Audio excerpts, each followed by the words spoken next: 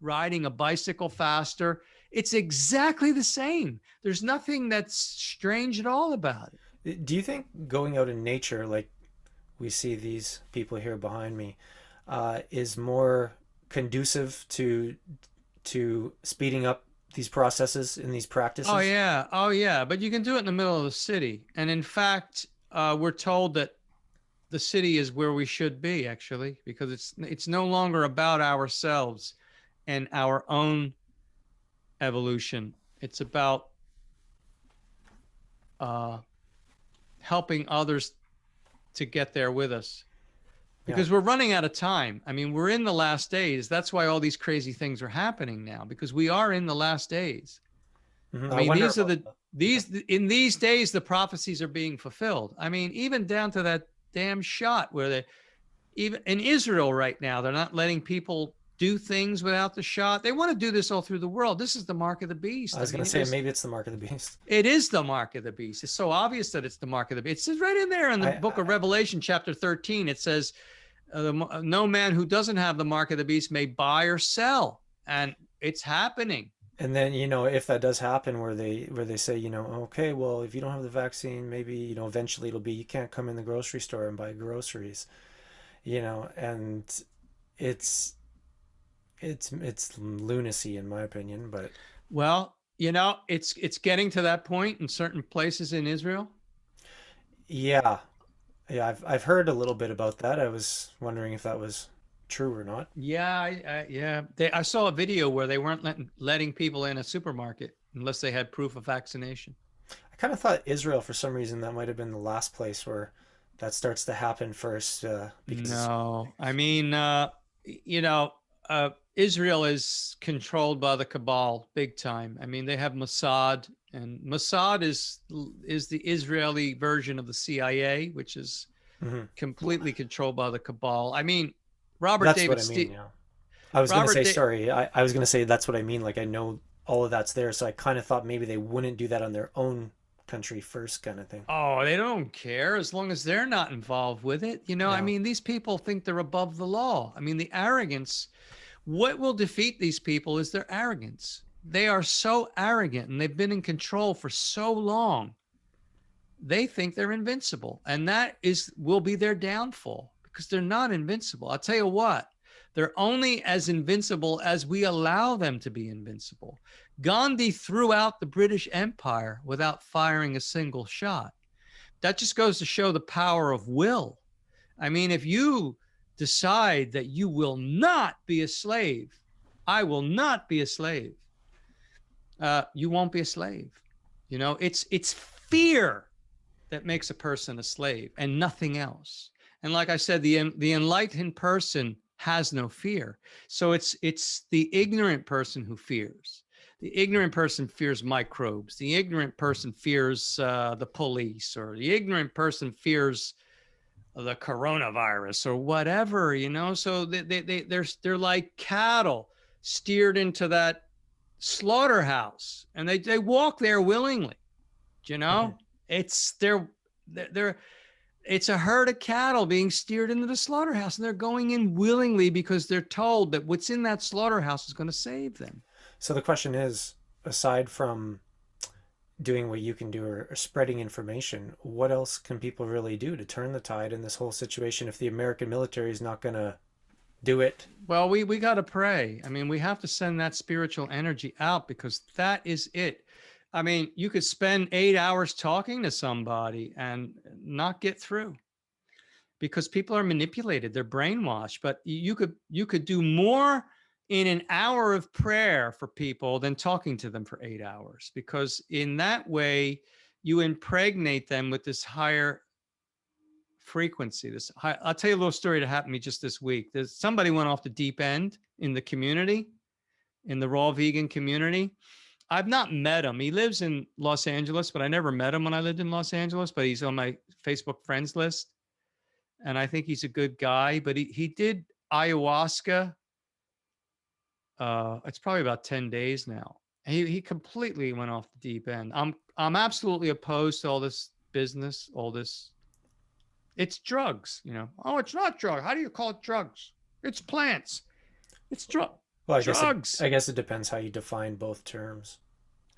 Well, it's drugs. I mean, you are intoxicated by this thing. Anyway, so he went off the deep end. I mean, really. I mean, his uh his Facebook posts were really getting bizarre, and people were really concerned and going in there. And so I said to myself, I have to send this guy energy. So I did. And, there's a way of doing it. And you send the energy out through the palms of the hands, and you do it through visualization. And when you practice, regularly, you're actually sending out something. Because if you don't feel it, you're not doing it. If you haven't felt the flow of energy, then if you haven't felt that you sent something out, you haven't. So, but if you practice, you do feel something. So I sent energy to him, and I definitely felt something. And I was going to declare on his Facebook that he'll be all right. In a day or two, he's going to be fine. But I didn't, because I really didn't know. I felt for sure that he would be fine. Yeah. Within 2 days. So by the next day, he was fine. He came back to his senses. He came back down to earth. He deleted a post. Oh, I see I worried people. And he said, I'm going to start deleting those old posts. And he came back to his senses. He came back down to earth. And I thought to myself, well, there it is. But I wasn't convinced that he was going to stay down on earth, because I thought to myself, I'm going to have to keep sending energy to this guy. But I didn't. I didn't. And so he's basically starting to go fly off the rails again. Now, did I help that guy? I really don't know. Maybe it's just a coincidence, but I definitely felt him drawing the energy from me. Sometimes people need the energy so much you could feel like a magnetic draw. So what I'm saying is I could talk to this guy for hours on end. It wouldn't do a damn thing, because he's flying so high from this drug experience, whatever it did to him. It's only the energy that's going to really help. I've heard how, I mean, I've never done ayahuasca, but I've definitely heard how some people have great experiences, and some people come out of it and maybe they're not necessarily better than before they went into it. That there's no guarantees, I guess.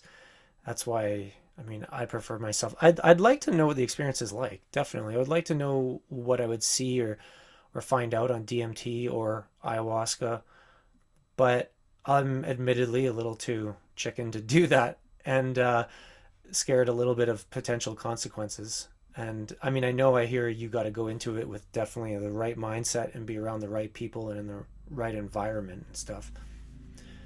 But I still wouldn't do it.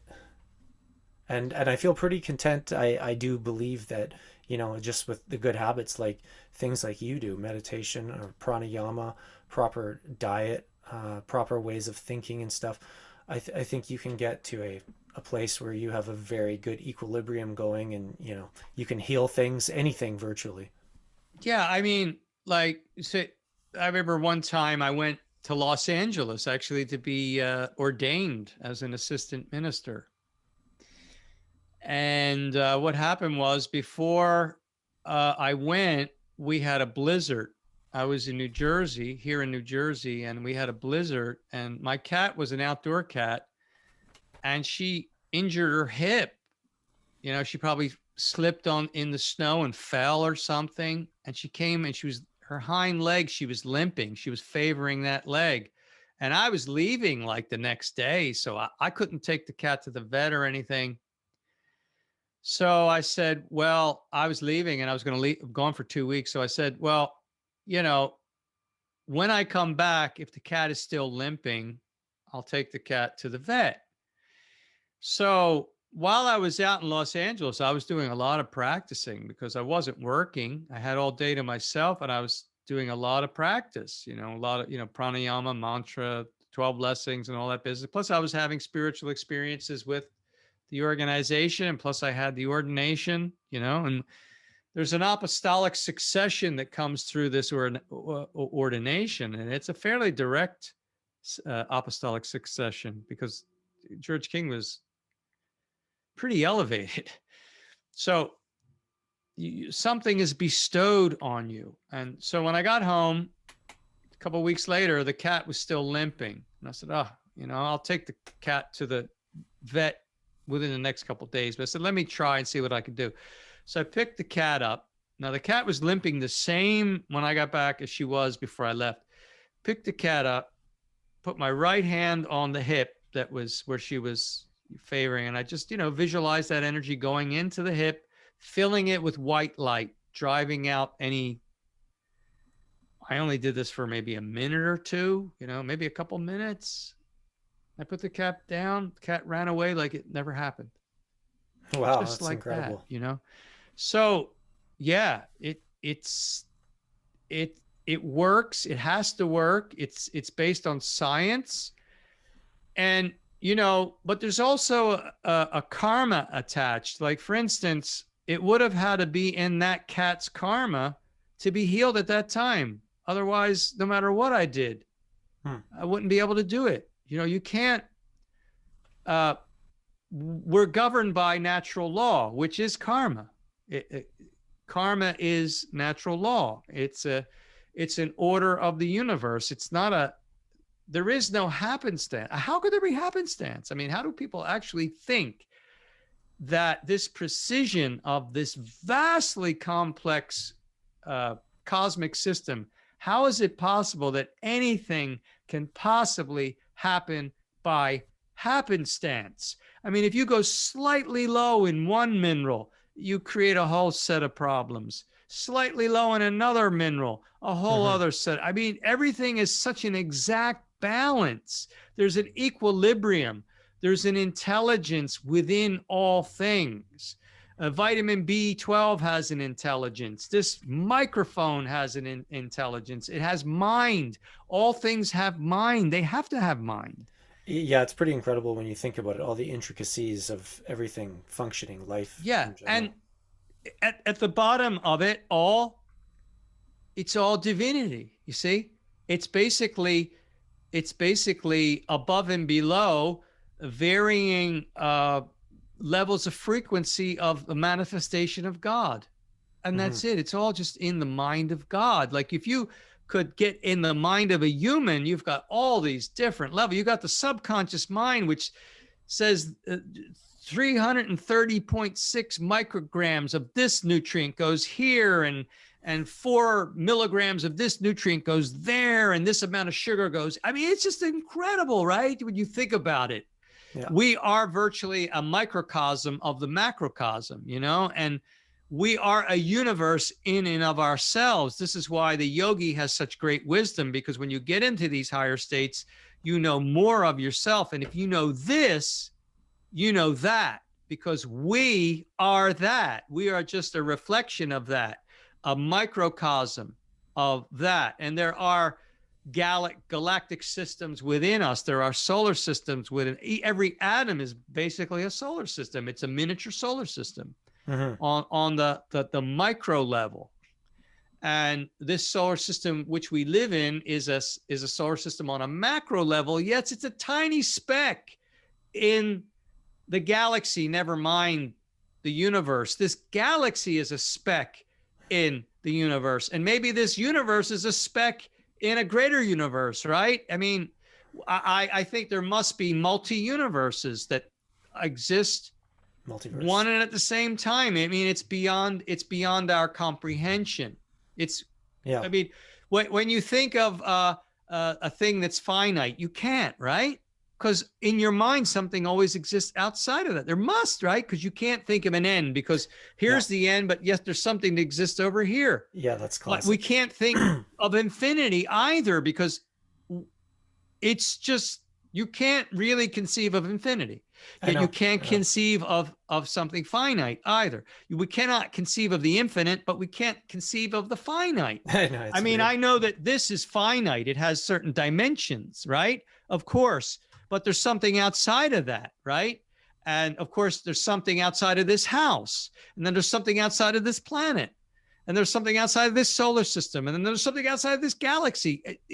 It's like so that's why it's said in the 8th blessing of the 12 blessings that we cannot conceive of anything greater than the sun in our limited conception of God. Oh, So okay. as far as we are concerned, Jesus says in the eighth blessing that God, that the sun is the God of the Bible and the Brahma of the Hindu scripts. That's why in John uh, chapter 1, verse 1, it says that in the beginning was the Word, and the Word was with God. Mm-hmm. Well, that's the sun.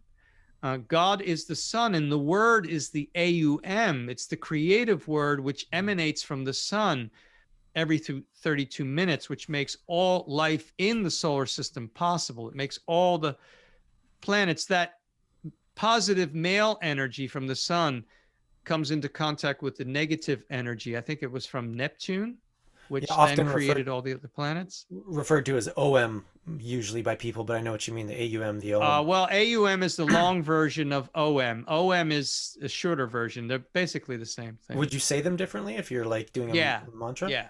Oh, You so say it'd be them like differently. Om compared to like Aum. Yeah. Right, Oh, right, okay. right. Um, all right. So, what was I gonna say? Regarding going back to the fruit thing, regarding fruit, do you feel like, I mean, I feel like the tropical fruits are the best, which probably makes sense because that's where we seem to come from, where we thrive, where the only place we could live naked probably. Um, do you ever, like, in Canada, British Columbia, right? We have some tropical fruit. It's not always good quality. It's not always, shipped and picked at the right moment and all that. It can be hard to come by really good tropical produce, especially some that's of a good price.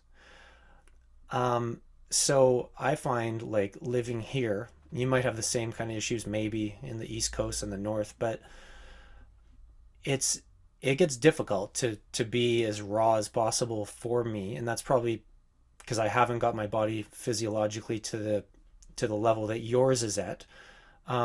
But when I'm in Vietnam or when I was in Ecuador, it would be so easy to just be 100% raw, 100% fruit all day, every day. People are practically giving it away in every street, every alley, every corner.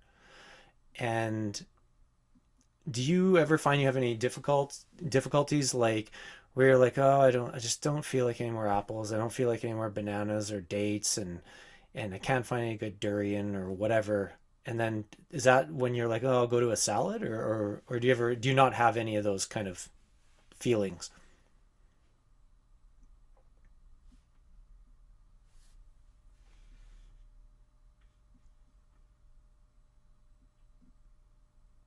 Oh, I think you're muted. There you go. I took a drink, so I muted it, Oh, so you okay. didn't hear the gulping. Okay, you have to start over then, I guess. Yeah. Um, I mean, not necessarily. Uh, not really. Sometimes I might be tempted to eat something that my father makes, like if he makes like sweet potatoes or something, or if he steams broccoli. Sometimes I may eat some of that because it's a change, but after I eat it, it really doesn't like it wasn't worth it. It's Yeah. like I would have been more satisfied with something that was not cooked, something higher in water content, that. So for the most part, um I'm not really craving something cooked. Um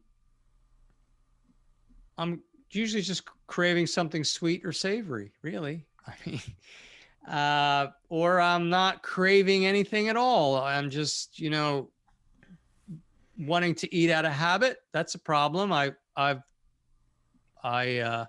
sometimes I eat just because I want to eat, and that's something that I want to return to eating once a day because I really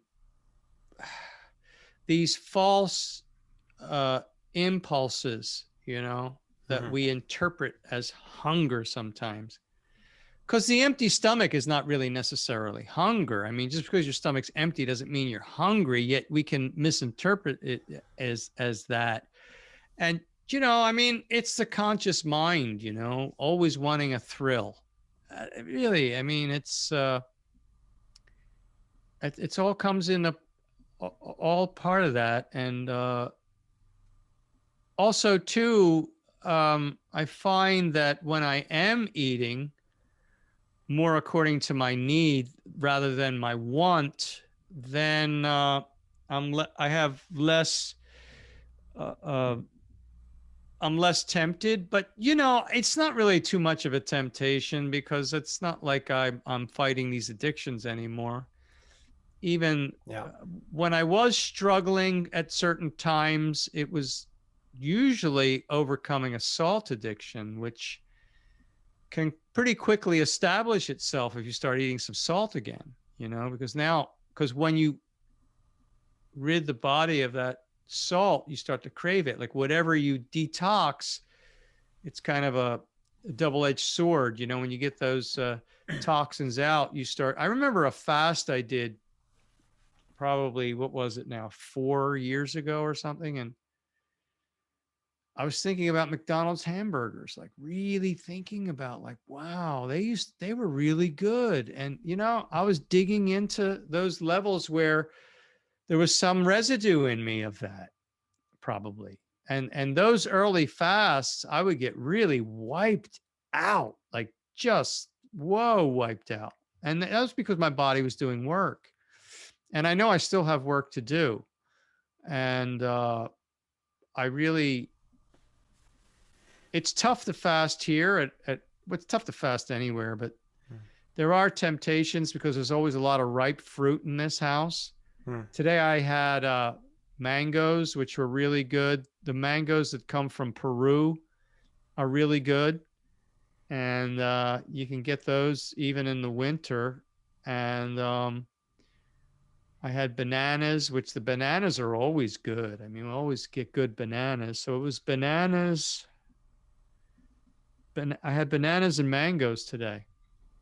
And right now, I absolutely have no desire whatsoever to eat. I have no appetite, but I know once I get off this Zoom call, I might start thinking about food again, Mm-hmm.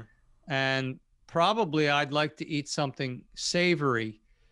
I make really good raw marinara sauce. Sometimes I have like zucchini pasta or cucumber pasta Oh with yeah. a raw tomato sauce, which I've kind of got a just got a knack for it now, and that's really satisfying to me. I remember going through certain challenges in this journey, and what I would do is sort of just hold off and say, "No, man, you just want one of your savory dishes. You get home and have zucchini pasta or cucumber pasta with your raw tomato sauce. You're going to be really happy, and you're going to just." And there were other times where I would just be at work and I'd go buy a package of mushrooms, and Mm-hmm. that would just satisfy that savory craving because it wasn't sweet and it just had something that wasn't sweet. So you say to yourself, well, what are these kind of, why am I driven to eat certain things? And it's probably because my body needs something that is in that, I've had enough sugar. I don't need any more sugar. Now my body is wanting something else, maybe something which is more mineral dense with less sugar. Yeah. At the end of the day, it's just vibration and frequency. Really, I mean, vitamins and minerals are just different vibrations and frequencies. They're just different concentrations of prana. If you really want to look at it, what it really is, it's just different vibrations of light because it's all light. I It's don't know about basically you, but just, like, yeah, I see what you're saying about light. With greens, I and your don't. body is requiring certain, we could be more materialistic about it, certain minerals and vitamins. Yeah, And I find I don't really have much of a desire anymore for most greens. Like I do like the iceberg lettuce. I don't mind the romaine, arugula. but I just cannot stomach things like kale and the rougher ones. And I know you, I mean, I imagine you probably don't eat much of that, if any. Uh, I know a lot of people are big on, of course, vegetables and cruciferous vegetables and stuff, and I really just don't think they're really meant for us. They're not really, although sometimes I'll take a head of kale and just eat it. And I know when I was Really? working, yeah, and Holy it'll just crap. really hit the spot. And it's that savory craving. And I think it's just, Yeah. it has to do with minerals. It Hmm. has to do with minerals. And like I used to work at a high school, and the high school had a garden, and they had a lot of kale growing. I'd raid the garden and pick pick leaves of kale and just eat them like that. I mean, big, huge leaves. Actually, the smaller leaves were more tender. The bigger leaves were a little tough. How did that feel in your digestion? It felt all right as long as I chewed it enough. I wouldn't want to do it on a regular basis, but yeah, it was okay. Chewing is It's important. too coarse. Hmm. Yeah, you got to chew it. But it really is too coarse. We're not really designed to eat a lot of cellulose fiber. We really are more on the frugivorous end, Hmm. where we're meant to eat fruit, which is very tender. So the leaves we eat should also be very tender. We're not specialized herbivores like a cow or a horse or a deer.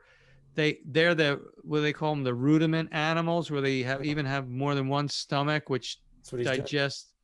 Yeah, it breaks down all that cellulose. We don't have that kind of digestive system. That's why, the meat eaters say that their argument is, oh, we're not herbivores. I'm saying, yeah, you're right, we're not. We don't have three stomachs. So they use that as an argument to eat meat. I Yeah. said, well, no, you're right. We're not herbivores. We're frugivores. That's I like the thing that people don't think about. you don't know how many times I've been mildly annoyed or try to correct people when I see other vegans or whatever labeling us as herbivores. I'm like, we're no more herbivores than we are carnivores. No, we're not. Absolutely not. I mean, 100% frugivorous. yeah, we're frugivorous, which means we should be getting most of our calories from ripe fruit, uh, but supplemented with green leaves Hmm. if we want. Um, What do you feel about nuts and seeds? I'm not really drawn to green leaves that much. I really not that. Also, my father does most of the shopping. He's always buying this spring mix. So the body gets tired of the same greens all the time. If Mm. I had different lettuces and different greens, I'd probably want to eat them more. But I'm more drawn to fruit. And so a lot of times I'll have a meal of sweet fruit, and then I'll have a meal of non-sweet fruit. How do you feel about And nuts and seeds? I like them, but they're real heavy. I mean, I use nuts and seeds as an ingredient in salad dressings, because then you hydrate those nuts with the other ingredients to make the salad dressing. Like I made a dressing the other day, and I ate some of it yesterday. Of I make a dressing with walnuts, oranges, and lemon juice, and I blend that all together, and it makes like a creamy dressing. Yeah. And but the thing about that is that the walnuts, I grind the walnuts into a powder, and when they come into contact with the liquid from the oranges and the lemons, they absorb that liquid and they hydrate. And the next day, actually, I have to add more liquid because it becomes thick in the refrigerator because those nuts absorb so much liquid. Hmm. So when you eat the nuts as they are, that's what they're doing in your body. They're drawing water from your body in order to hydrate those nuts enough to be able to digest them, because stool is And about yeah. 75% water. So if anything is under 75% water, and nuts are way under 75% water, the body has to compensate for that. So nuts are dehydrating if you're eating nuts. Although I find that some walnuts, which I use as an ingredient in salad dressings. They're good. They have fatty acids in them, omega-3, which I suppose is, they say is a beneficial thing. I mean, if you're on this diet, your body kind of just, you come to a certain balance where I don't really think about, oh, I better eat walnuts or flaxseed for omega-3. Yeah. It sort of all takes care of itself. But I do consciously eat Brazil nuts at times for the selenium, because Mm. I noticed that when I was doing the chronometer thing, I noticed that the diet was always a little bit low in selenium. There are certain fruits that are higher in selenium, like cherimoya, I love but cherimoya. yeah, generally the diet is a little bit on the low end of selenium. It's not like it's selenium deficient, but the Brazil nuts are so high in selenium. And what I noticed, that I usually feel really good. And if I don't feel really good, I know that something's off. Hmm. And it's usually not two things that are off. It's usually one thing. So I sort of narrow it down. And this happened to me a few years ago where I was just feeling tired. And I said, well, this isn't right, because I normally don't feel tired. And so I discovered that it was selenium. I sort of narrowed it down. I said, for some reason, I said it's either zinc or selenium.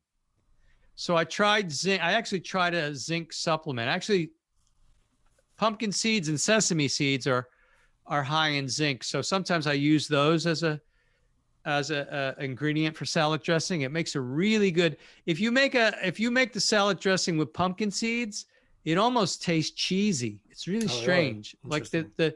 the dressing has a cheesy kind of a flavor, almost like a Caesar dressing. It's really strange. It's really good. Yeah. But it's high in zinc. So are sesame seeds. But I wanted to get right to the bottom of it. So I just took a liquid sodium supplement to see if I'd feel any different. And I didn't. I also did a liquid iodine supplement, and I didn't. So then I said, well, this could be selenium, because I sweat a lot. I do big rides in the summer. You lose more than just sodium when you sweat a lot. You lose other minerals too. So I think I'm sweating out zinc, I'm sweating out selenium, and so what happens is, if the thyroid depends on two minerals primarily, and if you don't have these two minerals, you go into a state of hypothyroidism, which is fatigue and depression. I've experienced that. But so it's not just iodine that the thyroid needs. It also, you have to make a conversion. The thyroid gland makes T3 hormone, a hormone called T3, which the thyroid requires iodine to do that, but it's an inactive form of the hormone. It has to be converted into the active version, which is T4, but that requires selenium. So if you don't have enough selenium, you won't make that conversion. So you'll go into a state of hypothyroidism if you don't have enough selenium. So few Brazil nuts, and bam, I'm right back. And I mean, it's profound how you could just like immediately Yeah. I love Brazil nuts. just, huh? I said I love Brazil nuts. Yeah, they're really good. So, they're the only ones that I'll say, oh, I'm going to get some Brazil nuts because I think I need a little bit of selenium. Yeah. Other than that, I think it's better to avoid the nuts. But, if you're going to eat them in very moderate amounts, or, as an ingredient, so that you hydrate those nuts, because they are dehydrating. So I was going to ask you, I have often taken a product called Pranin, and it's made in British Columbia. It's like a whole foods supplement in powder form. I've never been for supplements that are like the isolated chemistry, like a vitamin C tablet, or that kind of Yeah. thing. But I've taken this one called Pranin just because I figured, I was like, well, if it's whole foods and it's raw, and not all those types of products are raw, and it's organic and whatever, it's mostly derived from fruits and maybe some roots and some greens, that kind of thing. And basically, like the nutrient profile was so. Am I? Oh, maybe I was a little too far from the mic. The nutrient profile was so impressive on it, and I thought, like, that's a good idea to maybe stay on top of a lot of different things, because it listed things you normally don't see listed on food, like selenium and Yeah. iodine and phosphorus and all Yeah. this other stuff. And I was wondering how you felt about those kinds of products. That's like a whole food product that comes from Whole Foods, but it might be able to top up some of your levels if Oh needed. yeah. Like I tried that what's it called? That daily green boost. Oh yeah. And it's just dehydrated barley grass, but it's grown in mineral rich soil. Hmm. So yeah, I mean, I obviously the fresh stuff is going to be way better, Yeah. but I think yeah, there's a place for it, and it's better than the isolated supplements, like you said, because it is more of a whole food. It's not like an isolated supplement, which I try to avoid. But the B12 injections did save my life when I went low, and I believe that I went low because I went through that near death experience, which was really, I was really close to death. I mean, I called 911 that night because it gotten so bad. I thought if I went to bed that night, Hmm. I might not wake up the next day. Really, I That's was heavy really duty. well, and I wasn't imagining that. The doctor came in and said, the first doctor said you were critically low in sodium. The other one came in and said you were fatally low. And the second one was closer to the truth. I was fatally low. And there are some people who might have died right then and there at that point, because I was beyond the point where, you know, I Yeah. was uh, I was beyond the point where the symptoms are coma and death. I Hmm. was lower than that, Yeah, that's significantly lower than that. So I attribute my surviving these things to the fact that I'm so fit. I mean, it's like I'm fit. I'm a lifetime athlete. I've been training since I was 15, endurance, mostly kind of related. mostly, but I like to do strength training too because I think you should have a balance. Hmm. There is Attila's gym here, which is the gym that refused to close, which is a real inspiration for us. I mean, this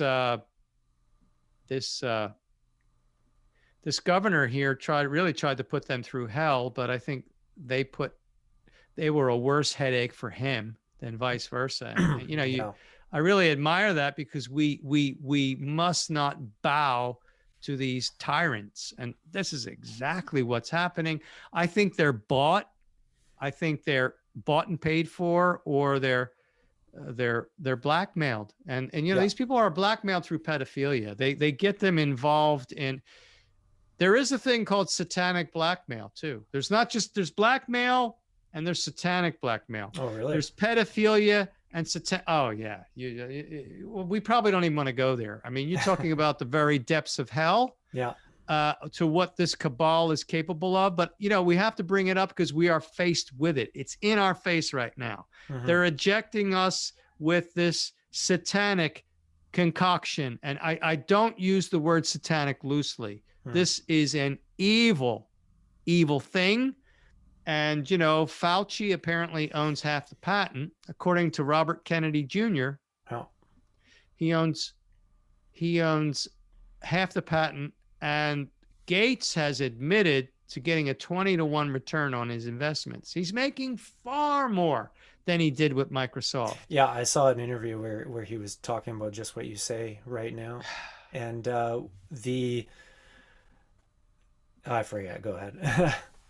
Oh, I mean, these people are absolutely devilish. I mean, but we have to talk about it because it exists. We have to face it because it exists. I mean, there's another thing that's very interesting about the Aetherius Society is the reason that George King came here. And he came here to kill, quite frankly.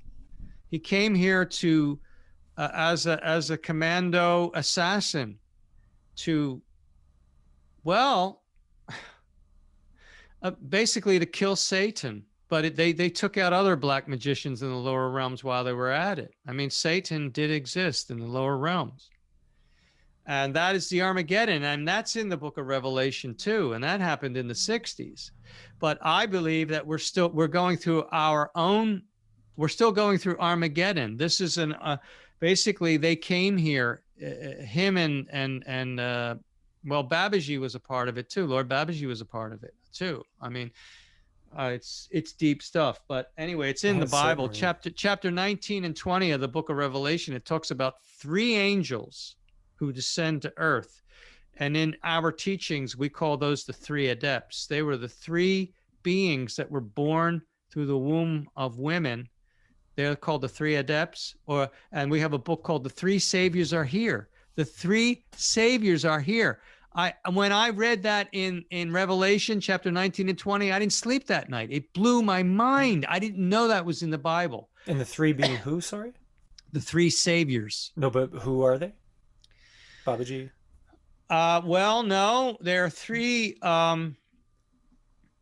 beings from other planets who came to Earth like Jesus came to Earth. They incarnated into the Earth life cycle like Jesus did, like Buddha did, but they came for a certain purpose, and that was to take out these concentrated centers of evil in the lower astral realms. And the main purpose was to take out Satan, transmute Satan, but kill. It's the same thing. The difference between killing someone on this realm is that they go to the other realm with their full consciousness. If you kill someone on the other realm, then they have to go back into the reincarnatory cycle in which their consciousness will be split up. Oh. And the consciousness is split up, well, in the case of Satan, thousands of parts. But the problem with Satan is that it hid itself in different bodies. So they basically, it wasn't some king on a throne. They had to find each of these aspects, and that was the real difficulty of the whole job. I mean, I know it sounds crazy, but anyway, so what happened was the 3 came, and then at some point they were supplemented by 2 more who came as adults, and then Babaji was already here. So by the time they got to the point where they were going against Satan, there were 6 of them. The 3 that came born as babies, and then plus 2 more they were supplemented by, and then Babaji was the 6th. And we call those the 6 adepts, and they basically saved the human race because, I mean, as above, so below. I mean, as we have this mess in the lower realms, or we still have it, but not to the degree we did have it, because they came and took out those centers of evil that had been there for thousands of years. But we also have the exact same kind of mechanism on this physical plane. Run out of the 3 centers of evil, which is Vatican City, the City of London, and Washington, D.C., which are the sovereign city-states. Yeah. Yeah.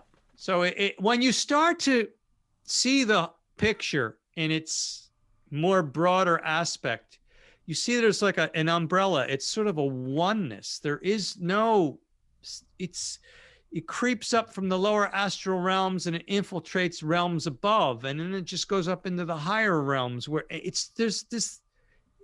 there aren't 2 things. There's only God. It's like this thing that's like this. It's a unity of all life, and it's not us and them, because they are us. You know, the aspects that are in Hitler must be in me. How can there not be? A Jeffrey Dahmer. I am Jeffrey Dahmer. You know, it's not us and them. Mm-hmm. And sometimes I can't look at certain movies because it's so much. I'll watch these wicked characters in movies, and I see so much of myself. I can't even cope with it. And when I saw Sid and Nancy, about Sid Vicious, that movie about Sid Vicious played by Gary Oldman, mm-hmm. I saw so much of those disgusting characters in myself. I couldn't even bear to cope with myself. You just know, little traits or something. Little traits. No, I mean just all of it. Like I am that. Like just all these things that are the worst aspects of myself these weaknesses. Maybe I don't have the weakness to the point where I'm going to go kill somebody. Yeah. I mean, I don't Aspects even of kill your, mosquitoes, but yeah. it's aspects of my personality, which are the, the darker aspects of myself, my weaknesses, those things that I feel that I should overcome. The failures of my personality, I see it in these characters, and it's difficult to look at. Why? Because I am them. So like the You know, aspects of yourself that you don't necessarily act upon. yeah, because there's this whole gamut of we have a higher self and a lower self, and it just depends on how much you know how much how much you give to that lower self, how much you allow it to be in your life, how much you allow it to make decisions for you, or do you operate more from the higher self, from the higher consciousness? Because at some point we have to get above all these lower aspects and rise above it. So Yeah. it's but it's a tough thing. It's like you'll see a beautiful girl and send your mind down a certain. You know what Yeah, I'm yeah. saying? I mean, Well, yesterday I it's thought of automatic. removing somebody from my Facebook friends list just because I didn't want that temptation in my mind. But I mean, You know? to a degree, I mean, that is like an automatic thing. I would say like a natural It inclination. is natural and there's nothing wrong with it. Hmm. But, you know, I mean, until you reach the stage of a Gandhi, maybe sometimes it's just better to remove that influence. As long as you don't hurt the other person. Like Of I course. don't remove certain people from my Facebook friends list because I don't want to hurt their feelings.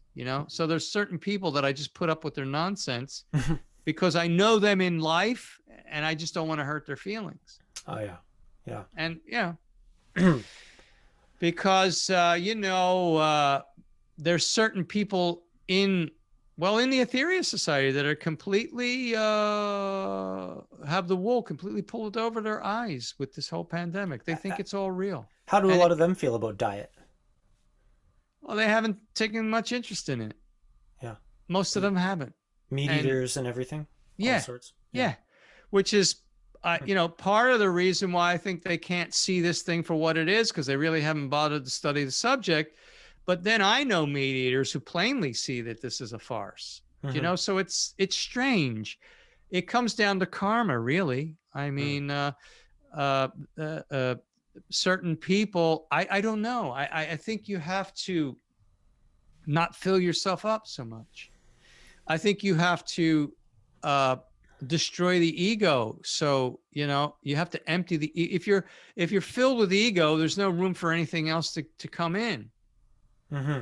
So you have to deflate that ego, create a vacuum within yourself because nature abhors a vacuum. So if you create that, that's what basically what these higher states of consciousness is. You are consciously creating a void, and once that void is created, in flows that higher mind to fill that void because you've made space for it. Yeah. And in flows the inspiration, in flows the wisdom, in flows the knowledge. It goes back to that verse, I thank thee, Father, Lord of heaven and earth, for thou hast kept these things from the wise and prudent and revealed them unto babes. And that really is the secret. That's I was the gonna whole secret.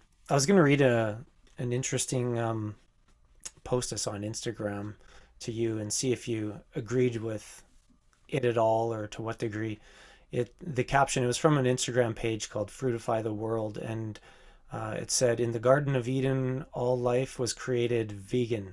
You can use plant-based, I guess, because I know the term vegan sometimes gets associated with some dumb things. But this is when humanity was living in multi-dimensional consciousness, where all life was honored and sacred. All humans and animals were living in peace and harmony as one with Mother Nature. Not even animals were allowed to eat each other in the Garden of Eden. What has been taught down as the forbidden fruit was actually the forbidden flesh. Flesh eating had been taught and handed down through generations by man and then on to beast. Then begin vibrations of war, famine, scarcity, fear, and separation to plummet our collective consciousness into the third dimensional reality. Gradually, we can reverse back to our true natural design, though how ironic that animals who eat flesh live very short lives and get all of the same diseases humans do. The root cause of all disease, war, and suffering is from man's decision to eat the flesh of our fellow earthlings. There is no such thing as a carnivore because all life was created to be raw, plant-based, fruitarian. A shift is occurring worldwide, and this is ultimately why we are seeing veganism bloom and radiate through all corners of the globe to awaken the masses. We are moving in the direction of unity and love consciousness that will lessen the density of this Earth 3D plane to a place where all life is free, everybody's happy, everyone is healthy, all are loved, and the collective is unified into one consciousness. Fruitarianism just so happens to be the biggest key for unlocking the door to birth a new golden age toward fifth dimensional new earth consciousness.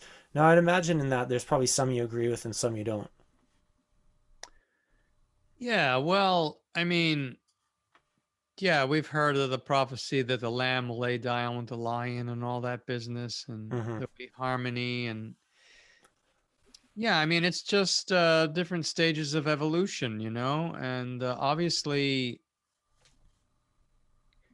if there are carnivorous animals on the planet, it's our responsibility to transmute that, to raise that up, and to make this planet a heaven on earth, to where all things evolve, and possibly at some point we are the reason that there even are carnivorous animals. I mean, because apparently we at some point we created the animals back in our ancient history because of our antics, you know, because of our scientific projects, because of our nuclear experimentation.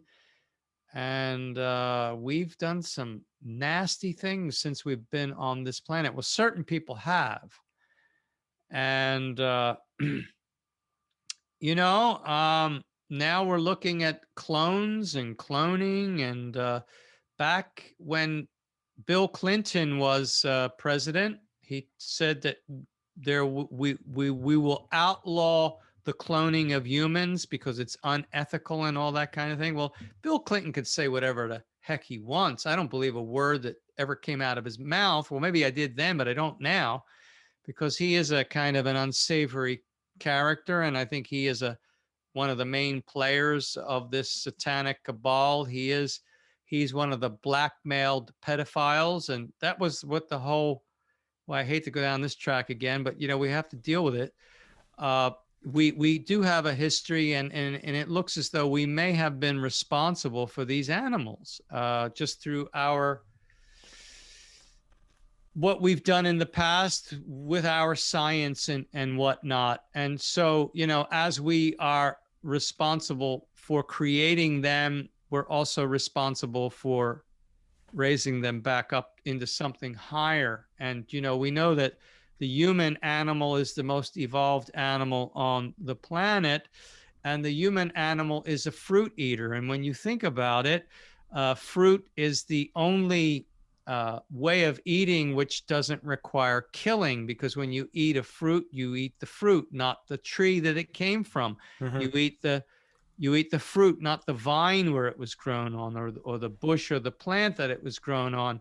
So, you know, this is the highest way of eating. It's a non-killing, karma-free way of eating, and you would figure that the most evolved animal on the planet would eat that way. And of course, to any move away from natural law is going to have consequences. And when you sink so low as to get into the meat eating, this is of a very low vibration. If you sink even lower, get into cannibalism, and this is what happens in the satanic world, is cannibalism.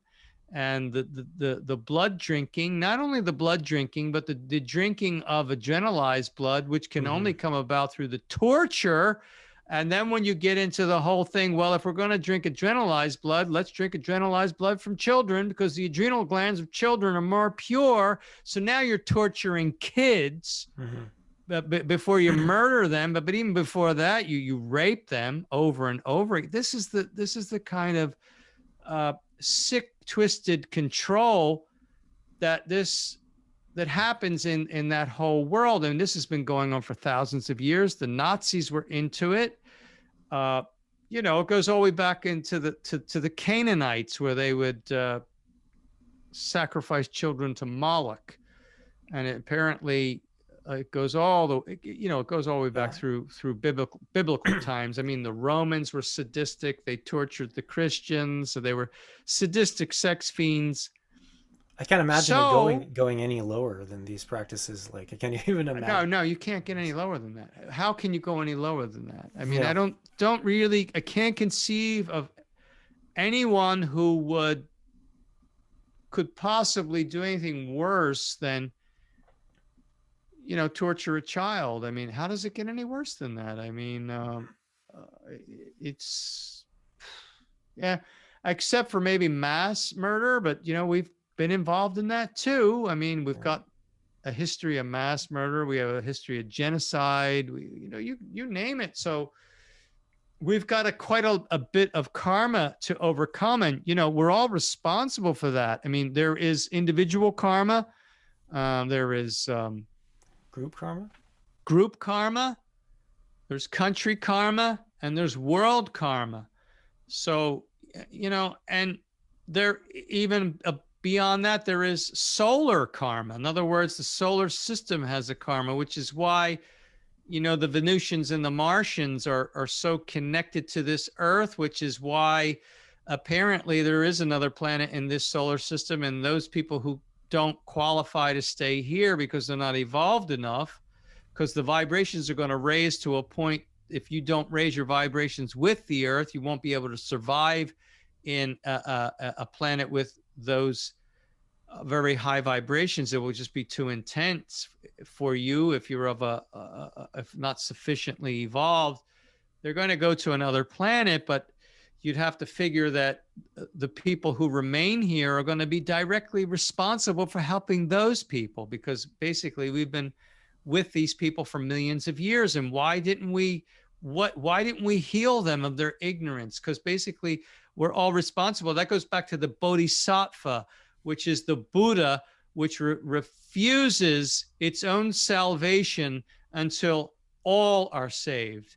It refuses to enjoy its own enlightenment, which it can have at any time until all are enlightened. And that, you know, it goes back to what I said earlier. How could I worry about peace when we have these sick fiends torturing and murdering children and drinking their blood, when we have people losing their businesses, when we have people being injected with this concoction in their arm? I have to get up in the morning and say, today is a good day to die, because I'm going to fight this, going to fight it to the end. And there's various ways we fight. We fight with our fists. We also fight with our prayers, because prayer is a weapon. And, you know, that's what Gandhi said, you know. Well, have you heard about the global experimentations with like mass meditation and stuff for peace? Oh yeah, that's incredible. Yeah. See, that's what we got to do. Gotta start doing it every day. I gotta start doing it every day, I think. All day, every day. If it could be organized, you know. Yeah, I mean, it was one, I did a video on the silence group where I read a transmission. I said that the being called Mars Sector 6 delivered the 9 freedoms, but there was this transmission that he delivered called The Conspiracy, where he talked about the silence group. And he talked that this is basically this cabal, which is seeks to silence the truth. They're the financial system, and they create the wars, and they conquer through division. You know, it's the divide and conquer. It's a brilliant transmission. I mean, it's if you watch that video called The Silence Group, I read it out at the end, and basically it was delivered in 1956, September 15th, 1956 at Caxton Hall in London. George King would attract large crowds because he started to get a reputation that he was bringing through these messages from people from other planets. I mean, look, if that was George King, if that was the mind of George King, then George King is a genius. Yeah. If it was who George King said it was, a being from the planet Mars, he's still a genius. Either way, he's a genius because the message is brilliant. Yeah. And the message is true, and it applies as much today, probably even more today than it applied in 1956. Well, that kind of reminds me of the Emerald Tablets of Thoth, not to be confused with the Emerald Tablet by Hermes Trismegistus, but people debate whether or not the Emerald Tablets of Thoth are actually historical artifacts and are actually by the ancient Egyptian god or whatever you want to call him, Thoth, or if they're just made up in last century. Because the story goes is that some guy named Dorial, part of the Great White Brotherhood, not white as in race, but just that's the name. Yeah, it's the magic, white magic. Yeah, that group of people retrieved these tablets in Central America, I guess, and they were originally in Egypt, and they looked like emerald or whatever. But anyways, when you read these tablets, sorry, sometimes I might be a little far away, but when you read these tablets or you listen to them on YouTube, they're pretty unbelievable the way they're written. They're poetic, they flow, they have a certain flow to them, but they seem very depthful. Like they have an incredible amount of interesting information in them to ponder on. And I don't know if you've ever read them, but if you do, No. yeah, you should check it out, because I've said that before to people. Even if this wasn't from Thoth, the Atlantean, that it's still nonetheless incredible literature. Yeah, from whatever mind it came from, Yeah. it's brilliant. From wherever it came, it might be from the individual who wrote it, may have just been inspired from above, or maybe it was an actual being that overshadowed another being, which I believe George King has been overshadowed, or just basic inspiration, which say a genius, a person who has enough control of their mind where they can contact that inspiration. I think, the composers were inspired I believe from the planet Jupiter, because Jupiter emanates these energies of music and art. And like someone like Salvador Dali, who was really a character, but he painted. I say Salvador Dali painted heaven and hell, but when he painted heaven, it was sublime. I mean, his sacred painting. I mean, that painting of the Last Supper is just incredible. And some of the paintings he did of, huh? Oh, I was gonna say that Who? one of the Last Supper, is that the one that it looks kind of more futuristic than how it's usually? Yeah. Yeah, that is a pretty interesting painting. That's It's pretty really cool. amazing. And his other sacred paintings too. It is an amazing thing. He did these paintings of Jesus on the cross, but they were sort of like going through space, where Jesus is laying down instead of upright, and like they're just in space. But when I went to his, this is incredible stuff. I mean, this is the kind of genius that Salvador Dali was. When I went to the exhibit in Philadelphia, he basically did this painting of Jesus on the cross, but he painted two of them. And when you look at, they're next to each other, and when you look at them, they look like the same painting. But you put on 3D glasses, and then you look at both of them, and it merges as one, and it pops out at you in 3D. Really? So basically, he conceived this thing in 3D. But then, I mean, when he was around, they didn't have 3D stuff, right? So the question is, how did he do that? I mean, he was alive until the 80s. So when he painted Oh, this, okay, yeah. okay. I guess he didn't die as soon as I thought he did. Yeah. So basically, he conceived this concept in 3D, but he was able to paint it to where each painting was just the right I don't know how he did it. Like, Yeah. 3D is an illusion where you've got like two images overlapped. When you put the glasses on, it makes it seem like 3D. But Yeah. he was able to do that in the painting. And they just look like normal paintings. It looked like the same painting next to each other. But when you put the 3D glasses on, the thing merged into one and popped out at you in 3D. A painting. That is unbelievable. That's genius of the type that we just can't understand. Yeah, that is pretty I remarkable. mean, he is a genius through and through that we just don't understand. Probably many lives as not only a painter but a mathematician. I mean, it's math. It's high math, which Reminds me of would the have stories of Nikola Tesla, saying that he was given a lot of his ideas in his dreams. yeah, yeah. I don't Well, know. Some, sure. I mean, yeah, sure. I mean, that's happened to me. but I mean, like he even like he said he supposedly came up with like some of his inventions like in the dream state, and Yeah, he would yeah. just Oh, yeah, sure, remember sure. them when he woke up and whatever. Like Yeah, it's unreal. because it was either given to him from another being or it was his own higher aspect, or Hmm. maybe he came from another planet and he was controlled by the higher aspect of himself on another planet. I don't know. Um, Yeah, I've wondered that about some special people like that. If oh this stuff yeah, I is mean, like actually, Gandhi wasn't from this planet. Gandhi was, I think he was from Mars. I'm suspicious of Martin Luther King. George King never said anything about Martin Luther King because there was a rule that when anyone was alive, they weren't allowed to say that they came from another planet. Like that's oh just hush hush. So yeah, George King never said he came from another planet, even though some of us knew he did. But there was never we never uh, mentioned a word about that until after he passed. So George King would have never said that, yes, Martin Luther King comes from such and such planet. But I started to be suspicious because, I mean, basically, what Gandhi did in India for the Indians, Martin Luther King did in America for the Black Americans, and they use the same strategy. And so it really makes you wonder. well, what the one thing I didn't understand about Gandhi is that, unless I'm mistaken, I heard he supposedly encouraged people to not fight back even if people were hitting them and stuff. Oh, yeah. Absolute nonviolence. I don't understand that. I don't really agree with that one.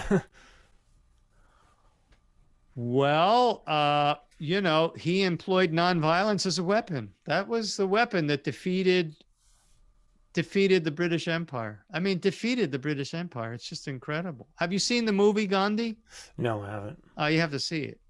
I mean, just really watch it and put all your attention into it because you get it's satyagraha, which is it's satyagraha and it's ahimsa, which is basically satyagraha is nonviolent civil resistance, and ahimsa is is non-killing. So basically, what brought down the British Empire is when they marched all day into that salt factory, and the British controlled police clobbered these people with clubs all day long, and the women had to carry the bodies away. Some of them were killed, but this was such a staggering event. What it showed the British is that there is no way that you could defeat the will of the uh, Indian people, save killing them all. I mean, basically, that sent a message to the world that the only way that Britain would bring the Indian people to their knees was to kill every single one of them. And if they did that, then they'd have no country anyway. So basically, they had a choice. If they wanted to keep India, they'd have to kill India. They'd have to kill 700 million Indians. And what good would that do them? So either way, they just had to leave, because if they stayed, they would have to continue to kill them until they killed them all. Hmm. And that wouldn't serve their purpose because they needed the people of India to be their slaves. Basically, the people of India were slaves to the British Empire. So it put them in a state where they just realized that no matter what we do, we are not going to get their obedience. So we just have to leave. And, basically that's what Martin Luther King did. And that's what we have to do right now. Well, if we did that, wouldn't we just basically say, okay, we'll take the vaccine and die, or No, absolutely not, because that's obedience.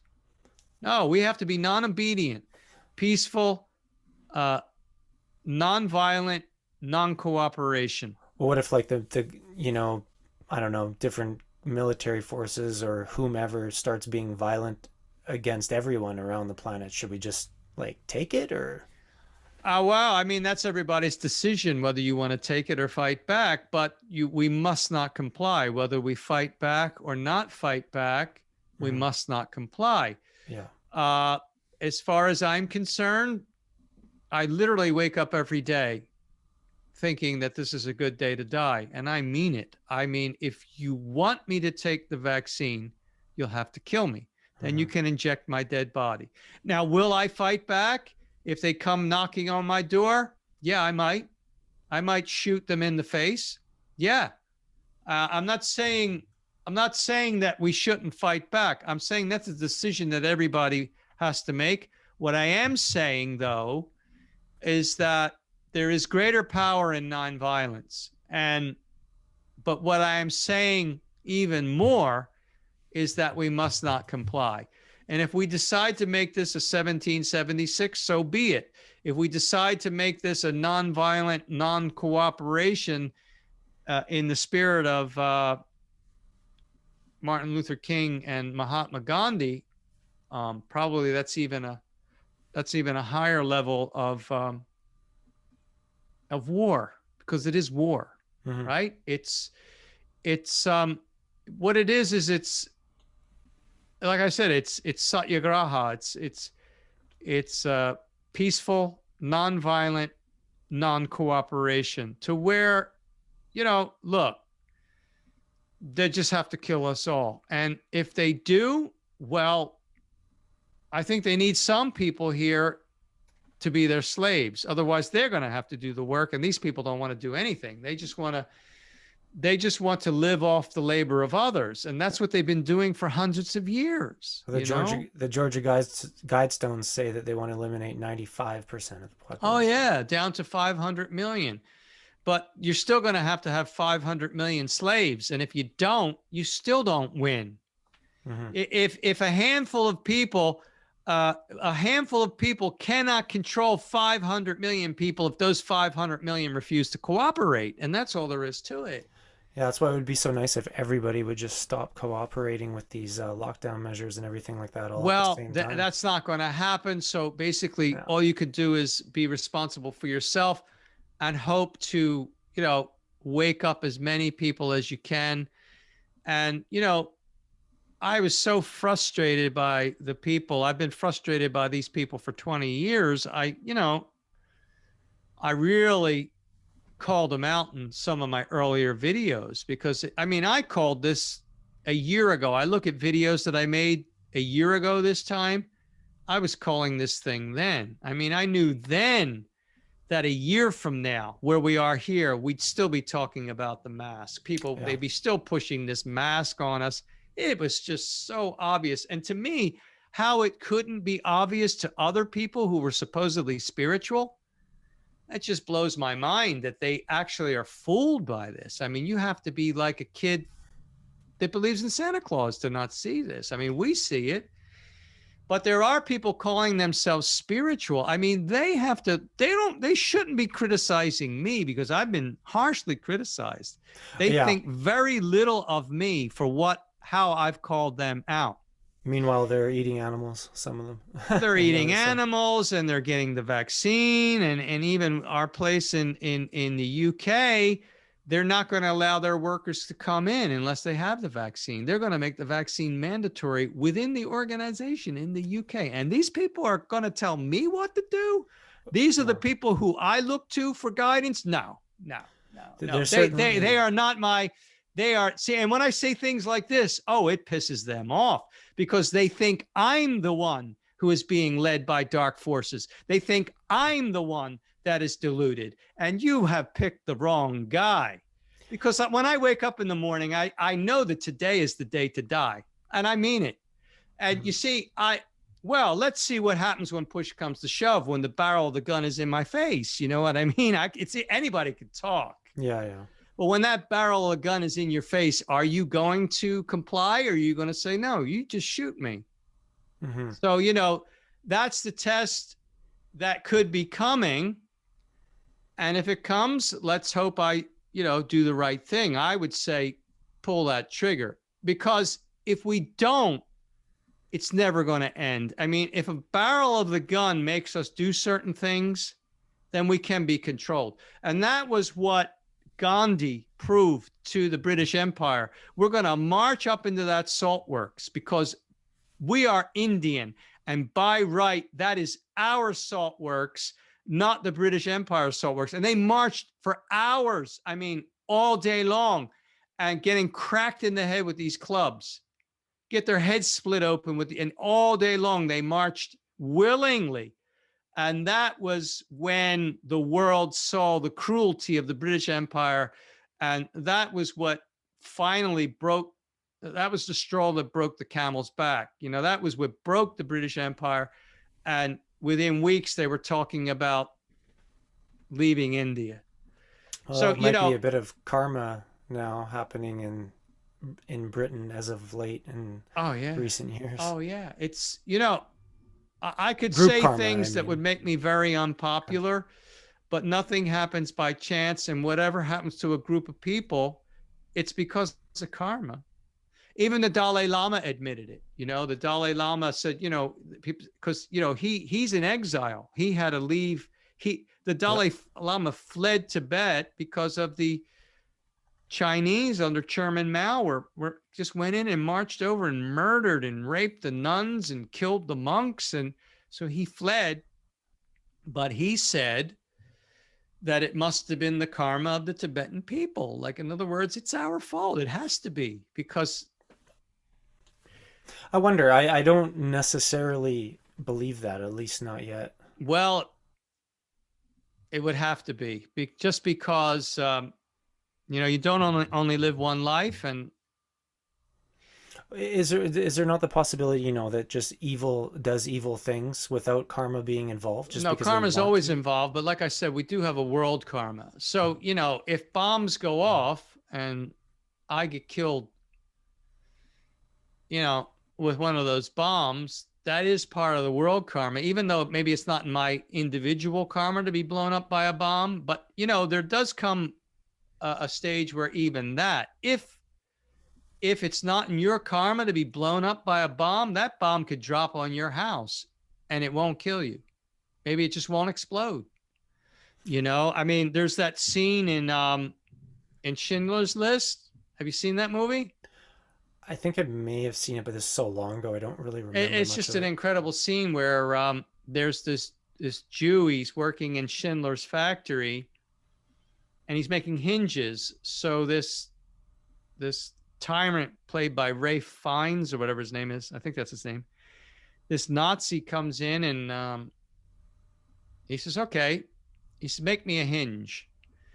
So he puts the timer on so that he's making the hinge as fast as he can. Because, you know, I mean, if you don't make a hinge fast enough, they'll just take you out and shoot you. The Nazis would just take you out and shoot you. So he's trying. So he makes this hinge really fast. And he says, "Okay, and what I don't understand is why it took you this amount of time to make this one hinge, yet and he dumps out the bucket and there was hardly any hinges in there." So he's thinking, what did you do all morning? You made this hinge in 30 seconds. Yet you've been here for 3 hours and this is all the hinges you have. So he drags him out to shoot him. So he goes to shoot him and his gun won't go off. It's jammed. He's going to shoot him in the head. That's it. He's going to shoot this Nazi is going to shoot this Jewish worker in the head. His gun won't go off, and he's pissed off and he's cocking it. And so he says to his officer, "Give me your gun." So he takes his gun, and that gun doesn't go off.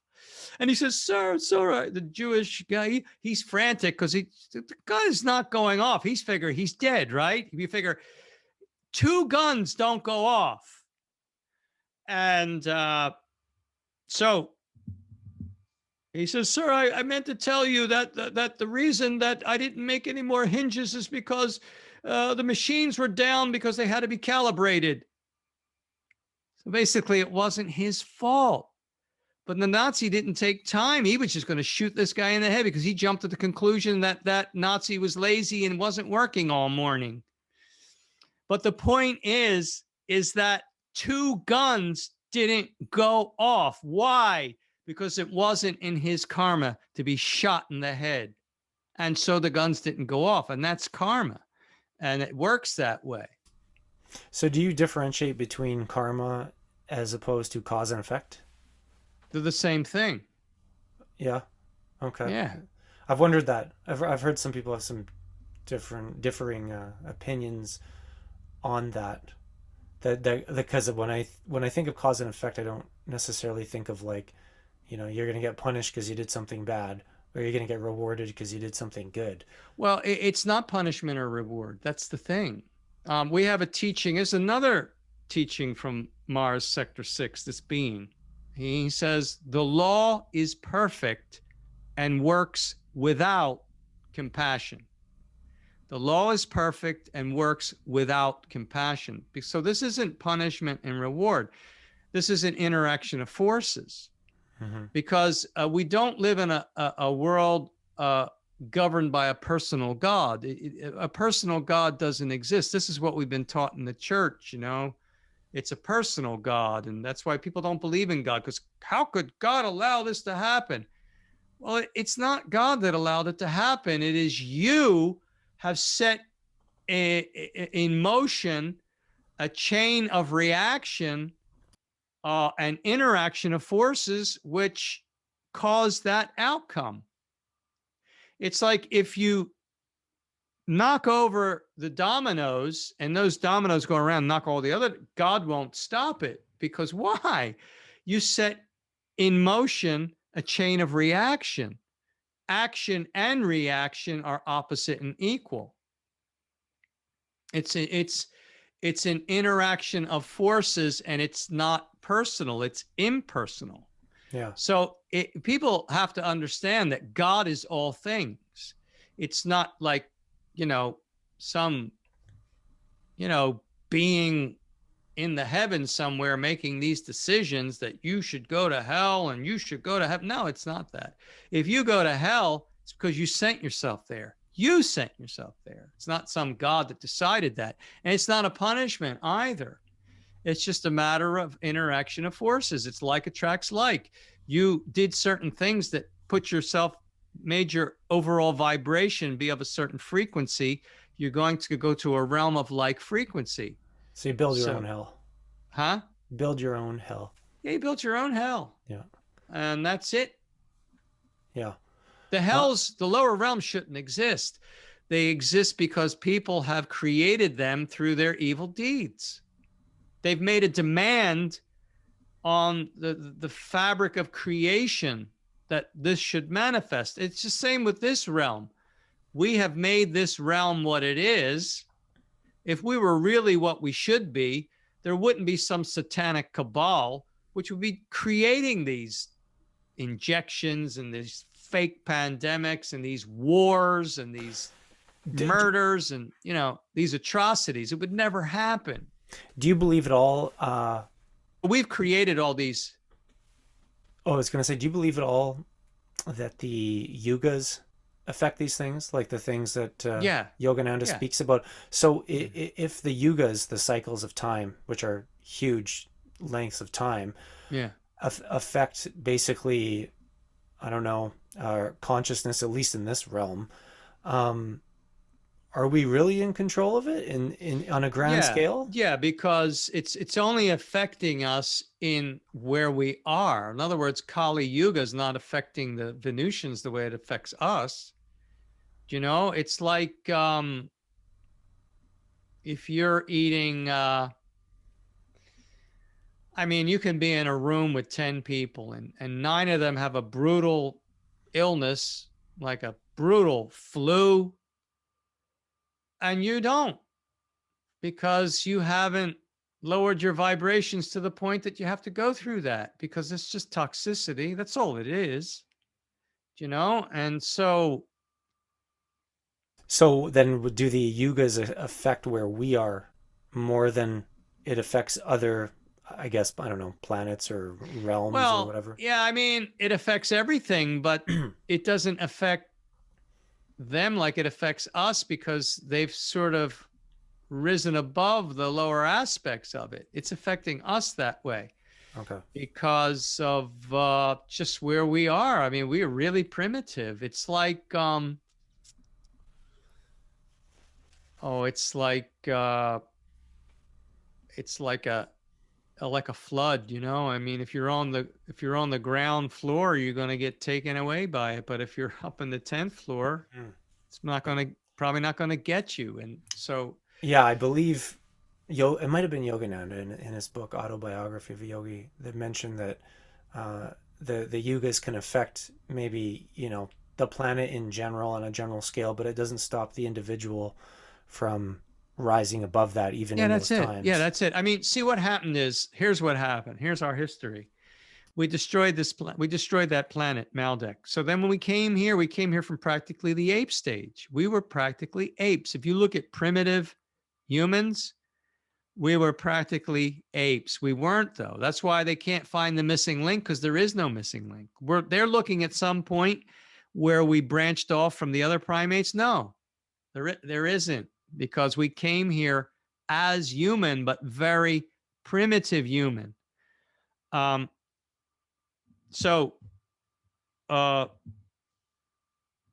oh, well, what was your question again? Because I lost my train of Oh, thought. not really a question. I was just saying how mentioned in his book that the yugas Oh, may affect right. people in Okay. general, Okay. but That was what my train of thought was. Okay. So we came here practically from the ape stage because of the crime of destroying a planet. So we gradually built ourselves up to the civilization of Lemuria, which took millions of years. You know, probably Lemuria existed maybe a million years ago, and we came here 18,800,000 years ago. So it took us, nearly 18 million years to get to the point of Lemuria. And what did we do in Lemuria? There was another war, and we destroyed that civilization through nuclear holocaust. And then so another maybe 700,000 to 800,000 years go by, and what happens? We rise up into the civilization of Atlantis. What happened there again? There was another war. We destroyed ourselves again through nuclear holocaust. And that time there was the axis flip, and that was the Great Flood, where most people that weren't killed in the nuclear conflagration were drowned. So then at that point there was a thickening of the ionosphere, and because we didn't have such a heavy ionosphere, so because we sunk so low because of all these crimes, now the ionosphere was put up because we were so primitive, we couldn't withstand the cosmic and solar ray bombardment anymore. We were too primitive because we just kept going down further and further. So what happened when that happened is it made it far more difficult to contact inspiration because now you don't have that source of inspiration coming through the cosmic rays, which is really a source of inspiration. It's a high vibration, but we became too gross to be able to withstand that vibration. But that doesn't mean we still can't become inspired and still rise up. It just means it's going to take a lot more work and it's going to be a lot more difficult. So that's what Kali Yuga is. But we've proven because we've taken for granted and taken advantage of not taken advantage of the opportunities that we've had in the past. So we've blown it. So now we have to work, 5 times as hard to get to where we're trying to go. Where before maybe we didn't have to work as hard. I mean, we still had to work hard, but now we really have to work hard to get up there because of and this mess we've created. And do you think like a practice like yoga or Kriya yoga or something similar can get you there faster? Yeah, that gets you there much faster. That's it. There's different. Like burning through karma Yeah, much yeah, quicker? absolutely. Yeah. I wonder what the mechanism of that is, how that would work if that's true. Like, what about pranayama or what about meditation or yoga or good deeds burns up that karma? I mean, I guess good deeds is pretty self-explanatory, but And well, I mean, like quicker. I mean, as far as pranayama is exactly scientific, and it works as well as the effort you make. In other words, the better your visualization is, the more it works. The better your concentration is, the more it works. The longer you practice intensively, the more it works. So it's a real effort, you know. I mean, try to sit 3 hours doing pranayama. It's not that easy. That's not even a long time Oh, I bet. in by yoga standards. That's like a short time to practice, but try to do it.